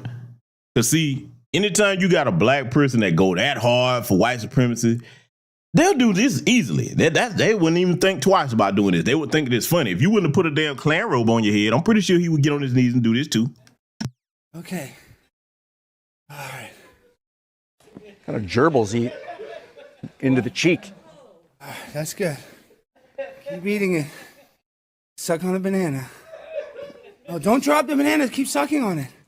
You're not finished yet. All the way to the finish, there. I'm sorry. Yeah, family. Yeah, I want to remind you of how cowardly, how prideless, and how debased the Tether class can be. See, I don't think that guy was one of us. I really want to know his name, but I don't know too many of us. Even the coons will have, our Foundation of Black American Coons would know not to get on their knees and put no damn banana in their mouth. But see, I showed you that for a reason because, see, that means they'll do anything. The Candace Owens, the Shadia Knights, if he was over here. Can you imagine? They'll do anything to get over here and side with these damn white supremacists against us. See, I'm going to tell you something. This is going to make a lot of people mad. We really need to just close the gates on all that immigration, man, for the next 20 years and get some aggressive deportation going on. See, I'm going to keep it a buck with you. If Trump does get back in office, that whole thing where he talking about ending that birthright citizenship, I'm all for it. You damn right. Yeah, we need a lot of that. Let's go ahead and get that cracking. Go ahead and all these immigrants, everything that Joe Biden did needs to be undone and start shipping their ass back to where they came from. That's how you solve the damn problem. You don't sit up here and let these people come over here illegally. Then you spending all these damn taxpayer dollars on resources trying to put them in place. They don't belong here. Send their ass back home. If they want jobs and opportunities, they can go make them back home, just like we had to make ours here. See, this is the thing where I got to go here with it, family. If we suffer through all this oppression to make a way for ourselves in this country, why haven't these people who claim to work so much harder than us and be so much smarter than us, why don't they do the same back where they're from? You claim there's nothing back home. You claim that there's so much oppression. Then do what we did. Start fighting it. But see, they can't. This is why we talk to them the way we do. You have no right to criticize us if all you do is come over here and idolize flunkies like these on the screen. See, I'm going to play something here for you. The flunkies that we're analyzing here tonight, they worship people like this, particularly the men, because I got to get on that to the class of men. If you're looking at Rollo, Tomasi, and any of these clowns on the screen as if they're people that look up to, they're specifically about trying to deal with women. First of all, they can't give you any advice on how to deal with your own class of women. And if they can, something is wrong with you. How in the hell is another race of man going to know your own class of women better than you do? See, some of us actually utilize the common sense that we have, and we don't have this sick disposition to idolize white male figures. I'm going to tell you like right now, man. Rollo Tomasi, first of all, if you listen to any of his content, the dude babble on and on. He don't be talking about nothing. And then, like you saw how him and Sneeko and the FreshNFit clowns, they had their little back and forth and they was going in on him or whatever. A lot of stuff that he was saying didn't make no sense. He got mad because they challenged it. But see, I'll posit to you this. As a black man, I have to say it again. Why would you feel comfortable idolizing the oppressor class of man that wouldn't spit on your ass to put you out if you was on fire? See, this whole thing with that manosphere space, especially the white manosphere, a lot of them think they have some type of shared camaraderie with these guys over women issues. No, you don't. And I'm going to make it simple. I've said this many times before. You can't have anything in common with a Rollo, Tomasi, or Tom Likas because they're on a different socioeconomic status in this country than you. They have a system of white supremacy behind them. Your issues with your women, if you're black, are not the issues that they have with their women. Think I'm wrong about it? Let me ask you this question. When's the last time you ever seen any black content creator, name some of the biggest coons you can name, go on any one of these white guys' platform and just start talking cash shit about white women? And that's just it. They just keep the subject talking about white women. You ain't gonna never see that because they on code enough to know, okay, whatever problem we got with our women, you're not gonna sit up here and talk about them. I'm gonna play this clip for y'all. And I'm gonna show you something right after we come back. Religion for Tate. I'm just saying. Well, I'd say I would agree with you, Glenn. Oh, by the way, I got Glenn Lawrence. I got Red Pill Thor. I got Ryan Stone. I got Troy, and I have the man, the myth, the legend, John Fitch, who's going to tell me how to choke a nigga out. So he's got this. I know. Yeah. Like I was asking him, like, religion. I would go on. Now, You see how they sit there grinning and laughing about that? Okay. You'll have flunkies like Myron and Sneeko. They'll sit right there and grin with that, not thinking that they are not talking about them. No, they're talking about you too. Because see, I don't care which version of it he used. He knows better than that. And see, let me tell you something else about little punk ass white supremacists like Roland Tomas. I'm going to call him what he is. When they do stuff like that, that's their passive aggressive way of really letting you know that they don't really want your black asses in their spaces. But see, a lot of them are not intelligent enough to catch that type of stuff. Them little microaggressions, okay, that they be throwing in them little spaces like that, I catch it. For example, I brought it up before, and a couple of us did. When Kevin Samuels died, Tom Lockett couldn't wait to shit on him. That tweet is still up on Twitter right now. Go search it. You'll see what I'm talking about. He wasn't the only one that disrespected Kevin Samuels. So my point is this. If you in the manosphere and you claim that Kevin was the godfather, you respect him so much, how you tolerate white people disrespecting him and then you still got Rollo Tomasi name in your mouth? I've heard plenty of them. Some of their top content creators over there still praise Tom Likas, Rollo Tomasi, and all the rest of them. Because it was several of them that came out taking little shots at Kevin. But see, I'm going to say this. Whether you agree or disagree with Kevin, when he was alive, none of them didn't have the success that he had. I'll give him that. Oh, yeah, I'm going to go there with it. They was jealous of that brother. And see, that's what y'all got to realize over there. In those manosphere spaces, those white guys not going to accept you because the minute that you come along and start doing what they do better than them, they're going to resent you for that. See, they didn't have too much to say when Kevin was alive. They waited till the man died, which is the ultimate cowardly act. It's one thing to critique somebody in fairness after they're gone, but just running the man down, okay, when you didn't really say none of that when he was alive, I don't respect that. I don't care who do it. I really don't. But I'm going to play this. I want y'all to listen to this, right? Because, see, we got to go here and make this needle and thread this needle here with this. I'm going to show y'all something. The dining hall wearing a MAGA hat, and people would just pull up and berate me, literally. Like gay people, black people, Muslims. Like one time I almost got in a fight. There were like these three African guys from Africa sitting at another table, and I was going on some big rant very loudly with somebody else. And they start screaming at me. They're like, what did you say? And I mean, I don't back down, but I would have gotten my ass kicked. I mean, there was like three of them. They're all huge. And I was like, you heard what I said, you know? And actually some white liberal girl got in the middle of it and saved me. Because otherwise it would have been another one of these stories. That's a very funny story to tell while Pearl Slave goes and walks in the background in the middle of that story. Oh, come on, don't take that about Blessing. What? I only said that because she has headphones in and didn't hear the joke, but shout out to Blessing. Now you heard that, family. I told you about this little Sneeko clown dinner. Now you got Nick Fuentes sitting over there, Arco white supremacist. Myron sitting over there in the corner looking like a little pit. Because you know what? Look at the thumbnail of this broadcast. Don't Myron look just like that little dog on the thumbnail? He really do. When you look at him, he really does. That does fit his description. And then you got old racist, a.k.a. Light Spice, Pearly sitting up here. He just called the guy named Blessing, the little guy that you see in the background, her slave. He just called this man a slave. And his punk ass didn't even check this dude. See, we built different, man. We built different. If that would have been me, first of all, I wouldn't be working for somebody like damn Pearl. But if I was in his position, I would have shut that down right. I'd be like, hey, hold on, let me go ahead and get him straight right now. Like, who you think you playing with? He didn't even check the dude.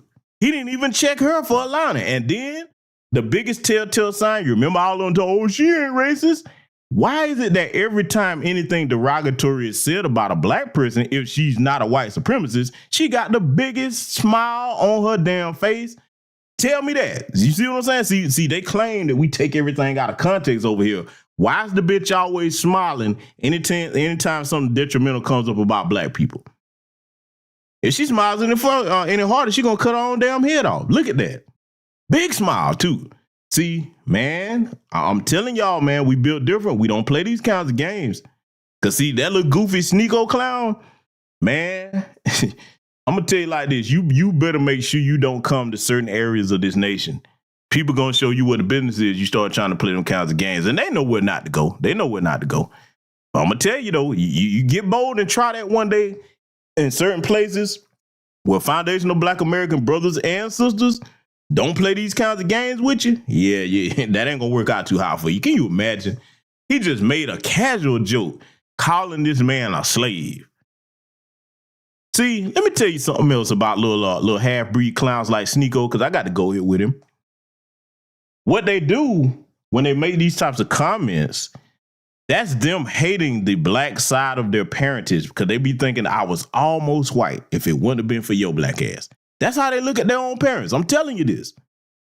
I'm telling you this. Dr. John Henry Clark was talking about the bastards of world history for a reason. And he was talking about situations like this. That's a very good speech to go back and study, because, see, it's relevant in the context of the hour of our history today.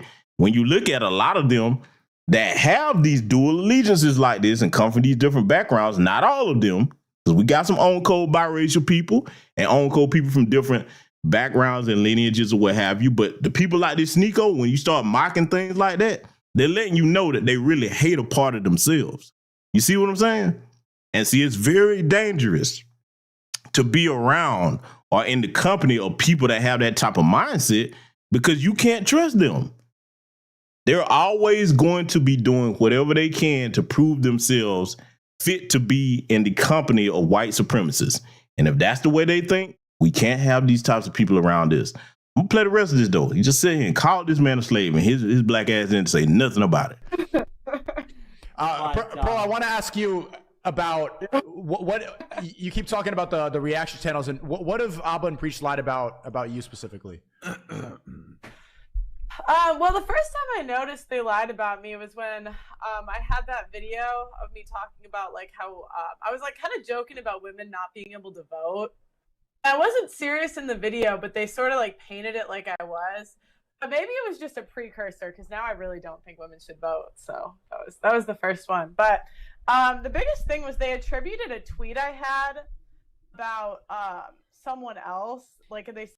Notice how she ain't saying nothing about what Sneeko just said to Blessing, that she claims that she respects so much, her Africans as she call them. You see what I'm saying? See, when we criticize things over here in New Black Media, we do it for a reason. And then even if you dispute us, all you have to do is just wait and you'll see what we were talking about recur again. The bitch is a white supremacist. If she wouldn't have even thought that was funny. What is that to laugh about? See, let's be honest, family. If you got a white friend or a friend of another race that really respects you and you kicking it with them, and then their own people say something derogatory about you and they don't immediately say something to defend you, why would you not think that they do that all the time amongst one another, that they don't have the same ideology and belief as far as anti-black racism? Because see, you're a whole fool and a half if you think that if they just sit there and don't say anything, that those people are really your friends. But see, some of the Tether class, they actually have a hard time dealing with that. I'm gonna tell you, boy, ain't no way that could have been me. He just sit there and walked off the screen, didn't say nothing about it. I guess they think that disrespect is normal as long as they're getting something out of it, being able to get a job or get acceptance from a certain group of people or whatever. But see, as foundational Black Americans, we don't tolerate that bullshit. It's not acceptable to us under any circumstances to allow these people to disrespect us to our faces like that. See, this is why we say we different, man. And that's okay. And when it comes to division, when we have the type of self-esteem and respect for ourselves and our ancestors not to put up with that, and you don't, you damn right. We do need to divide. Let's let it continue. Said it was about my ex-boyfriend. They basically like said this whole narrative about my ex-boyfriend that wasn't true. Yeah. A social studies teacher at a Florida middle school has been.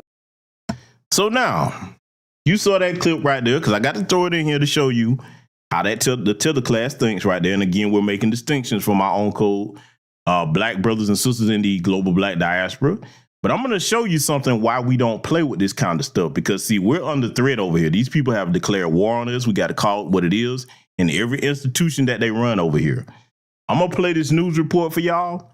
And I want y'all to understand that as a Black parent today, you cannot afford to be slipping. If you got your child in a public school system, you need to make sure you're the type of parents that be up there all the time and they never know when you're going to drop in, and make sure that you educate your children on what racism and white supremacy is so they know how to deal with it and aren't caught off guard. I want y'all to listen to this report that we're about to play here. Taken out of the classroom because administrators learned that she had a side job as the host of a white supremacist podcast. Sarah Seidner has the story. 25-year-old Diana Volatich had one job, teaching social studies to middle school students at this Florida public school.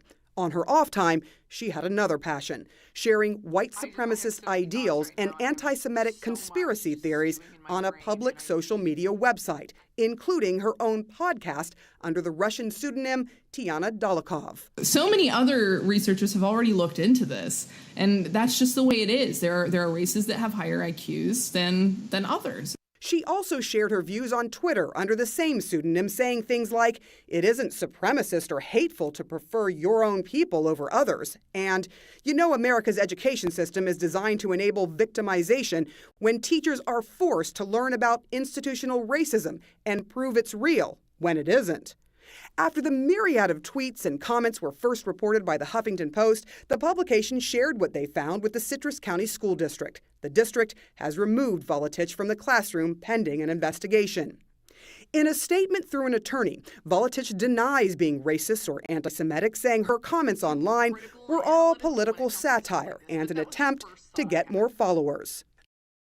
Now let's deal with this term satire right quick, because see, most of you are very intelligent over here in New Black Media Spaces, so you probably already know what I'm about to say. But just in case some of you do not, always keep in mind there may be young listeners over here.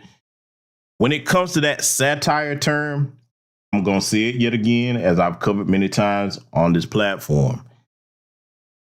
White supremacy always starts out as a joke. The Ku Klux Klan started out as a joke. A lot of these different things that they do, these little microaggressions, what the first thing they tell you, "Oh, I was just joking. You being too sensitive, this, that, the third." Because see, the reason why they want to do that is it's covered to get you to let your guard down. You don't take any type of anti-black racism as a joke. Let me make my people understand something. For those that try to dispute this or argue with it, do you think that any of us could go around the Jewish community making jokes about the Holocaust or Nazism or anything that happened to their people, and then we just tell them, "Oh, it was just a joke, you being too sensitive"? Do they tolerate that in any way, shape, form, or fashion? Family, these are the same community of people that came at Kyrie Irving for simply retweeting a link with no commentary above it or whatsoever. The point that I'm making is this: we must get our people to that frame of mind where we don't take anything like that as a joke. It is not a damn joke. All of us need to be vehemently against that and on code. If we don't agree on nothing else, we need to agree on that, okay? Because see, this piece of shit right here is an educator, and she's around black children. That's the problem that we should have with it. So when you're looking at people that have that Tether class mindset, they'll actually be up here trying to defend foolishness like this. Because see, I got to call it what it is. They don't really value their children the way we do over here as foundational Black Americans. I got to go here with it because, see, that's the reason why so many of them can come to these different places over there on the continent of Africa, and they just put the kids up for sale. You got, unfortunately, I got to tell the truth, the Gambia ain't the only place where that's going down. You got Caribbean nations where it goes down too. You can't bring your punk ass around no foundational Black American neighborhood and ask somebody where you can buy a kid at. Well, if you try it, that'll be the last thing you ever do. Because, see, trust me, ain't no phone call to no police going to get made on that one. I'm going to leave that right there. We don't play that about our children. We recognize that our children are the future of our people. So we protect them, those of us that are worth a damn, okay? We protect them with everything that we have because, see, I'm going to tell you something.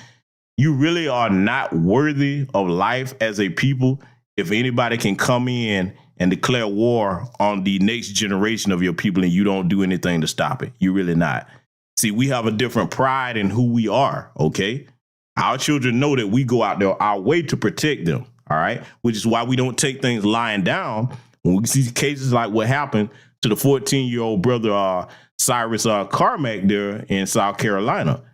See, man, I'm going to tell you, they should have burnt that store completely to the ground. They shouldn't have just trashed it. It should have been no more store. No more. See, we got to make sure that we don't put up with this type of stuff, family, because, see, it's a dangerous thing if you got your kid in these public school systems. And as a black child, if you can, put your child in a black school, do whatever you need to do to get them out of these public school systems, because it's only going to get worse as their numbers continue to decrease.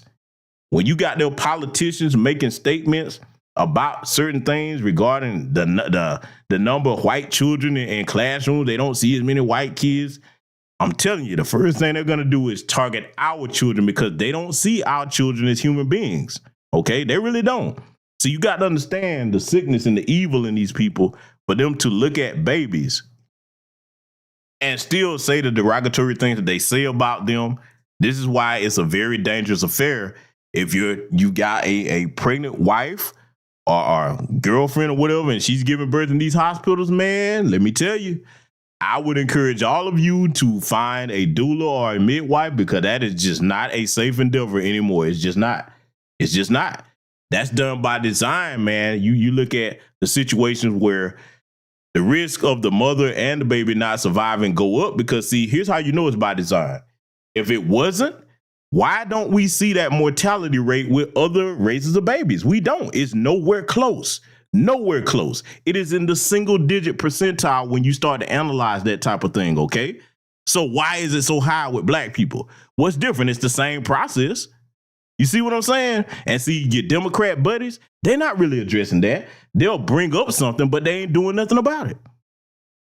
You're crazy if you vote for these people, man. But I want y'all to hear the rest of this report. None of the statements released about my being a white nationalist or white supremacist have any truth to them, nor are my political beliefs injected into my teaching of social studies curriculum. But she did admit at least one parent complained about her political bias in class. I've had a couple instances where, parents were concerned. I had one at the beginning of this year who emailed the principal over my head and basically, told her, I'm worried that your teacher is she's injecting political bias into her teaching. And the principal came to me and she was like, I'm not worried. Should I be worried? And I'm like, no. And she believed me and she backed off. Another parent, Meredith Blakely, says her daughter attended Miss Volatich's class. On a personal level, I'm outraged that, people in 2018 still think this way. Blakely's daughter told her she remembered a comment by Volatich that made a mixed-race child in class uncomfortable. She believes she heard a comment from the teacher where she was saying that during segregation they had separate water fountains, and the teacher somewhat alluded to that in the teacher's opinion, it would be okay if that was the way that it was today. But now, I'm going to say something that's going to be very controversial here with that comment that you heard that piece of shit made. I actually agree. I agree. I really do wish that we did have segregation because, one, we would still have our black economy intact and we would be separated from these demonic, godless, low-life cowards that think it's okay to sneak up behind a homeless black man and choke him out, that think it's okay for you to shoot little children that are unarmed. All of these different things that we see going, just let that stay in your community, okay? We already know who's the highest offender of sexual crimes when it comes to children. They damn sure ain't black men. Oh, yeah. See, Candace Owens ain't going to talk about that kind of stuff, but I will. And those of us in new black media will. So I really do wish we were segregated because, see, that was the worst thing that ever happened to us. Let's go ahead and call it like it is. See, I'm not for playing games. I get it. There are good individuals. Let me be clear. I know some. I know some actual, like the cliche saying goes, some actual good white folks. I do. But I do not let that cloud my judgment and think all of them are that way. And the ones that I associate with, they know that about me too. They already know. I'm like, nah, I'm not coming to any, no mass function or none of that like that. I don't really trust your people like that because of their behavior. Okay. So see, if you look at it, let's go here with it. If we were segregated today, now own the areas that we own, operate, control, and fund, I guarantee you one damn thing that you would see, because history has proven this. Even if you look at the continent of Africa, them people can't stay away from us. Technically, if you want to look at it, even though it's not the law of the land anymore, you got plenty of places in this country where they could all move and they would never have to see another black person unless they're looking at TV. But what do? Every time you turn around, here they come running where we at. So I'm just going to keep it a buck with you, man. I have never and do not have a desire to be up under them people no way, shape, form, or fashion. I don't look at it as if it's a badge of honor when they acknowledge me or come around. I don't think of you like that. Nah, you go over there back with your people. Unless you're going to try to get over here with me and produce some justice for my people, I really don't want to be up under you like that. I'm not enamored or smitten with their women. I'm not enamored or smitten with being in their little social circles, their little country clubs and none of that. No. I like being around my people. That's what I like, okay? That's where I stand on it. So yeah, like I said, I really wish we did have that. We would be a lot better off if certain things were separate from us and we just never had to deal with them. I really do wish we could have seen what that was like, because see, family, you just got to look at it for the number one reason I just stated. If we still had our black economy intact with our businesses and everything right here in 2023, we would be in a lot better shape than we are now. That was the worst thing in the world. But see, they were strategic when they did that. The smarter white supremacists understood that, hey, get them to abandon their own businesses and come bring their economic capital into our businesses. Then we'll also employ them so we make more money off of them on the back end. You see what I'm saying? So yeah, see, a lot of them, they don't understand. There are many of us that really don't want nothing to do with you. But see, they've been conditioned to think that a lot of the ass kissers, especially this Tether class that come over here, they tend to think that they should know better looking at foundational black Americans, but they tend to think that means that, okay, if this black person is dying to get up on you and kiss your white little ass cheek, that the rest of us are. Nah. Some of us don't really want nothing to do with you at all. And that don't mean I gotta hate you neither. I just don't trust you, and I want you to be over there with your people and leave me and my people alone. But see, they just can't do it.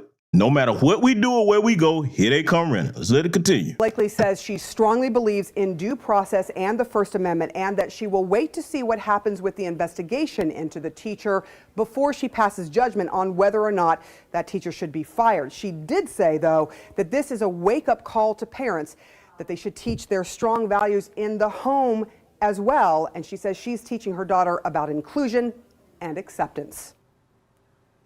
Sarah Seidner, our thanks. What she better be teaching her daughter about is white supremacy. That's what she better be teaching her daughter about. So family, we've covered the Tether class here tonight. Now we got one more Tether we got to cover. And I know you're like, GBS, why you bringing this clip back up? Bringing it back up for a reason, because see, when they start talking about, oh, it's divisive to call them out, this, that, the third, these are problems that we've seen here tonight. That mindset is a problem. You cannot have unity unless everybody's on the same page. If you got one side that's trying to bow and scrape and buckle under white supremacy, then you got the other side that's fighting white supremacy. That's not going to come together. You cannot unite that. And the only way to be united, one is going to have to conform to the other. Either we conform to white supremacy or they conform to fighting against white supremacy. And our people have no intentions anytime soon of conforming to accepting white supremacy. We haven't done it for hundreds of years, and we're not about to start now. So when Akon makes these types of statements right here, I'm going to play this clip and then I'm going to point out exactly what the problem is. My goal is to get everybody to move back to Africa. That's my goal. Okay. I want to get as many African Americans back home to Africa as I possibly can. Because I know the day they move back, everything they fighting for in America, they will not have to fight for over there. All this struggle that they struggling over there, they're going to come there with this mindset, with this mentality, with the finances that they built, you know, the equity in life, and bring it back and invest that in Africa. Man, Africa could be the strongest nation in the world if you... Got to stop him right there. That sounds good and everything, but it goes back to what I just said about the mindset. One, they can't get on code with each other in large numbers. Now, we got individuals. Pan-Africanism can be practiced amongst individuals on a collective scale between different masses of people, and it's definitely not with nations over there. We haven't seen that. They can't get it together to come together against a common enemy. And the white supremacists that are trying to control the puppet leaders that have things the way they are in their nations. So that's the number one problem about getting together to build ACON, because see, let's go here logically. Let's just say we did go over there and start trying to build. If you got puppet leaders, when they see us coming over there and building things up, improving the economy, getting jobs that benefit all of us, you really think they're not going to put pressure on puppet leaders to stop that? So if you don't have the strength in your own nation to actually put your damn balls down and say no to these white supremacists, us going over there to build up things, that's not going to work. The number two issue, a lot of them, like him, with the Akon City thing where you're over there running to the Chinese for money when you should be generating your own money to build that, a lot of them think that you got to have people of other races if you're going to build anything. They don't have confidence. A lot of them don't, not saying all, but a lot of them don't, have confidence that they can build things the equivalent quality of other nations on their own unless they have a white person or an Asian person or an Indian person in there with them. Here's the problem with that. You putting these people where they don't belong, and then they end up swindling you out of either ownership or control of what you're trying to build. For example, in case people think I'm just talking out my ass, I'm looking at things from a strategy point of view. Go back and look at a couple of years ago when the African Union building was built by the damn Chinese. They bugged the entire damn building and was stealing information about things in different African nations and sending it back to China. Fast forward to 2023, where they're all over there trying to neo-colonize the place. Do you really think that they're not using any of that data to do that? Do you really think that, family? Think about it. They spent years siphoning off all types of sensitive information on everything from the economy to the military to like who owns what, the financial systems. Though that's one thing I'll give the Chinese credit. Before they attack, they get all their ducks in a row with their intelligence. Very good at it. Got to give credit where credit's due. So they sat there. By the time they found out what was going on about it, you notice that you didn't hear any of the African nations penalize them for that. See, if, like I said before, they set their balls down in their own nation and say, hey, listen, you're not going to just treat us any kind of way. If I was running the African Union over there and I found that out, first thing I'm going to tell you what I would have did. I would have tore that motherfucker down, okay, because now we don't know what's bugged in this building. Tear the whole damn thing down. If we're going to build one, we'll build it ourselves. Now we got to punish you for that. See, you don't get respect from people that you don't punish when they do you wrong. I would have said, okay, you think we something to play with? You're banned from coming over here to any of these countries. All African nations should have been on board and said, you know what? Nah, you're not going to play with us like that, because you wouldn't have tried that in America. You wouldn't have tried that in the UK or any other place. Russia, you wouldn't disrespect them like that openly. Notice they didn't ever talk about that no more after that leaked out, because they was embarrassed about it. And it was embarrassing when you sit there and let people disrespect you like that, and then you allow them to come in and flood your places. They practicing diplomacy on you, swindling you out your damn airports, your seaports, your damn natural resources, and some of your mines. They're having you teach and forcibly teach Mandarin in your damn schools. See, no, you can't get respect from people like that. So see, when you talk Akon about us coming over there to build up stuff in large numbers, we gonna shut that shit down. We're like, oh no, it ain't gonna be no place. Think about it. We got to go ahead and flesh this out for the people that were like, man, y'all being divisive. Let's flesh it out. Say we go over there in numbers, right, and we get the building of a business district up in an African nation, okay? We get everything black on. We getting everything functioning like it's supposed to be. Then you got the Chinese people over there or whoever, and they're going to put up an establishment telling black folks where they can't go over there. You know we not having that. Not in nothing that we own operating control. Oh, that's done. Oh, you through. Not only are you not going to have a business there no more, get your ass up out the country. We'll be talking to the diplomat, hey, no, you got to ban them from coming over here for a certain amount of time. And they got to pay restitution for that. You don't let people come in your house and do whatever the hell they want to do to you and then look crazy when you see them disrespecting you like that. You haven't given them a reason to stop disrespecting them. So that's the problem that we have with what Akon's talking about. I'm going to let him continue talking, though. So we got everything that it takes to be that. We got the resources, we got the land, we got the population, and together we got the strength and we got the know-how. Like, why we ain't doing it? No, you don't have the know-how. No, you don't. Because if you had the know-how, you know what, Akon? You wouldn't be relying on outside people to do what you could do for yourselves. You wouldn't. So I don't want to hear that about you got know-how. You can stop that lie. So now, that's my point I wanted to make about why Pan-Africanism really is not going to work, even if we would just jump on board and because we've been trying for years. It's been one-sided. They letting us know they're not really about that in large numbers. Cool, you got to respect people's wishes. You can't force them to do something they don't want to do. If they don't recognize the importance of being an international black brotherhood that works in the best interest of all people, no matter what lineage we're from, then we can't make them do that. They're going to have to go some more years of neo-colonization under the Chinese and the rest of these people over there before they finally get it. But see, I'm going to tell you something. This era right here where they're in right now on the continent, They're missing a good opportunity for them to have rose up as a nation. If these old damn puppet leaders would get out the way and let the younger Africans come up with new ideas, and then, because, you know, I give credit where credit due. We got some brilliant brothers and sisters over there. I know too many.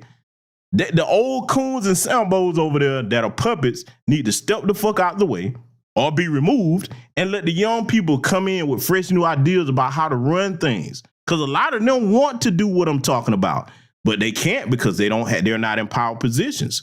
Okay.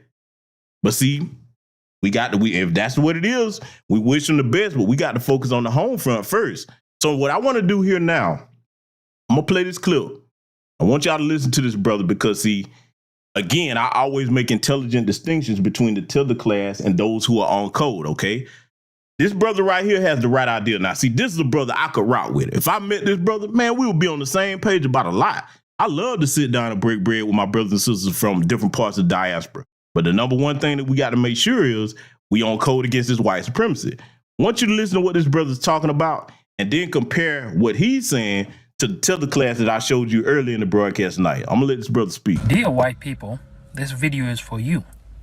I am in Africa, and your relatives who come to Africa to either visit or to stay, they are treated with love, dignity, and respect. In fact, they walk around, nobody bothers them, they don't bother anybody. But if we flip the coin on the other side, in your country, black versus white, it is the opposite. Now, in Africa, you cannot pull up a case where a white person was chased down and killed by a black person. You will not pull up a case where a white person was pulled up by a cop and shot dead. You will not pull up a case where a white person was for some reason killed because of hate. You will not.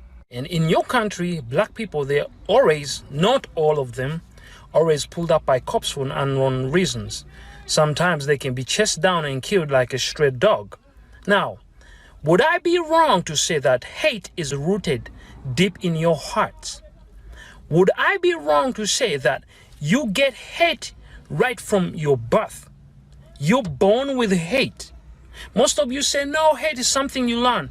But remember, your great-grandparents did despicable things to people, hateful things. And you, the great-grandchildren, still carry on this hate. Would I be wrong to say that hate is rooted deep in your heart? No, you wouldn't be wrong, my brother. You would be absolutely right. And see, this is what I want to point out to the brothers and sisters gathered over here in the chat room tonight. When you come across brothers and sisters like this, whether they're continental Africans or Caribbeans that are not of a foundational Black American lineage, and they talking like this, let me tell you how you strengthen that bond between you, and it can lead to you actually making lifelong friendships where you can actually build and get some things done, because it's always a wise thing to have international connections that are on code. Start discussing your shared history. We discuss ours, discuss his, because see, the one thing that we have in common, and you can't tell some of the Tether class this, we're making distinctions from this brother because he seems to be in the know and he's on code. Colonization and slavery is the same damn thing. It's the same thing. For some reason, the Tether class seems to think that it's not. It is. Okay? So when you start discussing your shared history, and then you see how it correlates to your situation in present day, you know what Black men do when we realize that? We start building. See, I would be all for Pan-Africanism if we could find enough brothers like this to get on code with and get things done for our people. We need it. But until we can build that on a grand scale, we just got to focus on each other and try to find individuals like that. Okay? But see, he's spot on with what he's saying. I want y'all to listen to the rest of this, though. Not every single one of you is bad. But the few apples that gaslight racism and hate and make it look like it does not really exist and make every single one of you look bad. Remember, your great-grandparents did despicable things. It is your duty to stand against hate and racism. It is your duty to make sure that you show a difference between you and your great-grandparents. But whenever you gaslight the issue and make it look like it doesn't exist, it proves to me that hate is rooted deep in your heart. It proves to me that you don't even care. You just keep hating and hating, and you don't even have a reason why you hate people. It's very absurd. In Africa, you will not find a white person being lynched because he's white. You will not find a place in Africa where a white person is pulled up by a cop and shot dead for unknown reasons. You will not in Africa find a white person being killed, and for some reasons people say, oh, he was a thug, or he was whatever. If he's killed for some reasons, which I'm not sure if there has ever been, because I know there has never been, but if there's ever been, it was because they did something. But in your country, every single day something comes up on the news for whatever reason, and every single time they keep saying it is not true. The black man was wrong. I don't know what is wrong with y'all. So now, family, watch this. Let me throw something out here to you, right? Because see, you heard how that young brother right there speaking. Now, I'm not sure which African country he's from, but see, let me throw something out here to you. But the Tether class is always talking about we divisive. No, we're not divisive against brothers that think like that or sisters that think like that. See, let me throw this out here. Imagine about 30 brothers like that with that mindset. Get them together, introduce them to the work of Neely Fuller Jr. Because see, he got the basic understanding. Because he was addressing it as hate. Flip that to what it is, white supremacy. Do you understand how that would change the game if you got about 30 brothers like that and they gained political power in their nation and started moving and shaking things? Man, listen, dude. Boy, they don't ever want to see that. Because, see, trust me, they're there. If you don't know this already, the greater majority of the continent, they're very young. The greater majority of the population over there is like 25, okay? That's your median age, 25. A lot of young people over there thirsty for knowledge, man. If you can just see when you connect with brothers and sisters like that, start sharing knowledge. See, that knowledge is power, literally. You understand me? Before you can get anything manifested in the physical world, it starts in the mind first. Think about it. Any blueprint that's written down, that was in somebody's mind first. You understand me? The blueprint to Black empowerment starts in the mind. We share knowledge that's worth our empowerment with each other on an international scale and get the building. I done told y'all, look up Memorandum 46. They never want to see that. If the Tethers start running off at the mouth, that's what you pose that question to them. Just ask them flat out. Because see, when they start out trolling the name calling, I push that to the side because we know who we are. That doesn't phase us one iota. The question I like to pose to them is this: why are you so afraid of power? Because that's what it is. The Tether class, that's act like those that I showed you earlier in the broadcast, they're afraid of power. They're afraid to challenge white supremacy, and they're actually afraid of what happens if they're in control, where they actually do have to run their own societies without depending on other people. See, that's where you separate the real from the fake at. You see what I'm saying, family? And see, that's what I try to encourage anytime I run across our own code brothers and sisters in the Black diaspora. That's what we need to start doing, okay? With intent to build. So I got one more thing I want to show you here because, see, this sister right here, she's got the right mindset. I want y'all to listen to what she's about to say. You guys come for my neck. I am very well aware that the Black diaspora war goes both ways. Everyone Actually, it don't, sister, but hey, I'm gonna let her continue. is insulting each other. But today, we'll be focusing on this specific point, nothing else, okay? I would like to preface that I am Caribbean, Haitian specifically. Now let's start. It's funny to me when I see Africans and Caribbeans mock African Americans. I laugh even more because while insulting African Americans, they're using AAVE, African American Vernacular English. Some of y'all who have never even stepped foot on this land using AAVE like you've been living in the hood, in the South, and the suburbs your whole life. Not only that, you tell African Americans that they don't have culture, that they're watered down, that they are whitewashed and Americanized, but indulge in the music genres they've invented, dress in the streetwear, listen to the rap, listen to the R&B, the hip-hop, the jazz, the blues. Ha! Mocking the people but indulging in the shit that they invented sounds familiar, like what them folks do. Now, Caribbean to Caribbean, did y'all forget y'all's was stolen too? Y'all act like you didn't make culture from none too? The only teensy bit of the privilege we had was to have our own space and to be surrounded by our own people. African Americans are forced and to live the same system that have oppressed their enslaved ancestors. Let me add, y'all would say I honor my ancestors, but dishonor your ancestors' family members that have been forcibly ripped from them and brought to this land. The African American culture is one of the most influential culture in the world, and they deserve every fucking credit that is due. And you, my Africans and Caribbeans, are one of the last people that should be fucking mocking them. You are embarrassing your ancestors. They are eating popcorn, these people, while watching us fight for the problems that they have caused. Look at where the real problem is and stop picking at your own people. And there you have it, family. I could not have stated the end of that better myself, because see, we are in times now where everybody's going to have to pick a side, okay? We're not going to have any fence riders amongst our lineage as foundational Black Americans. We're not going to definitely tolerate any fence riding on the outside of our lineage, okay? This is a time for the people that are on code to come together and start building and learning ways to make sure we're economically stable, protect one another, and deal with this white supremacist threat, because it's not going to go anywhere. You can't run away from it.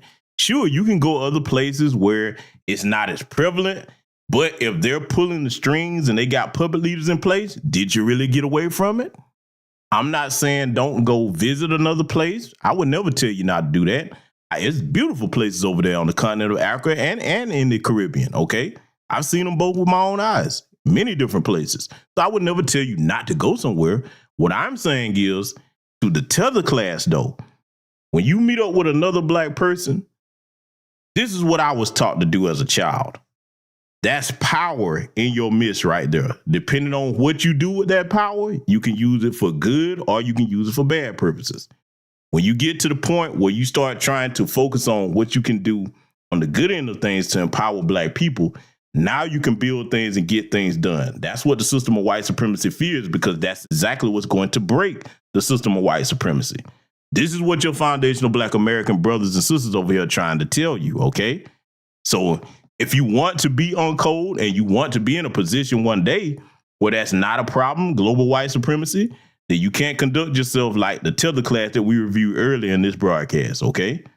So now that we've covered all our bases on this, family, I hope that everybody got something from the broadcast. Thank you to everybody that contributed over here. You could have been anywhere, but you chose to spend your time over here. I appreciate that very much.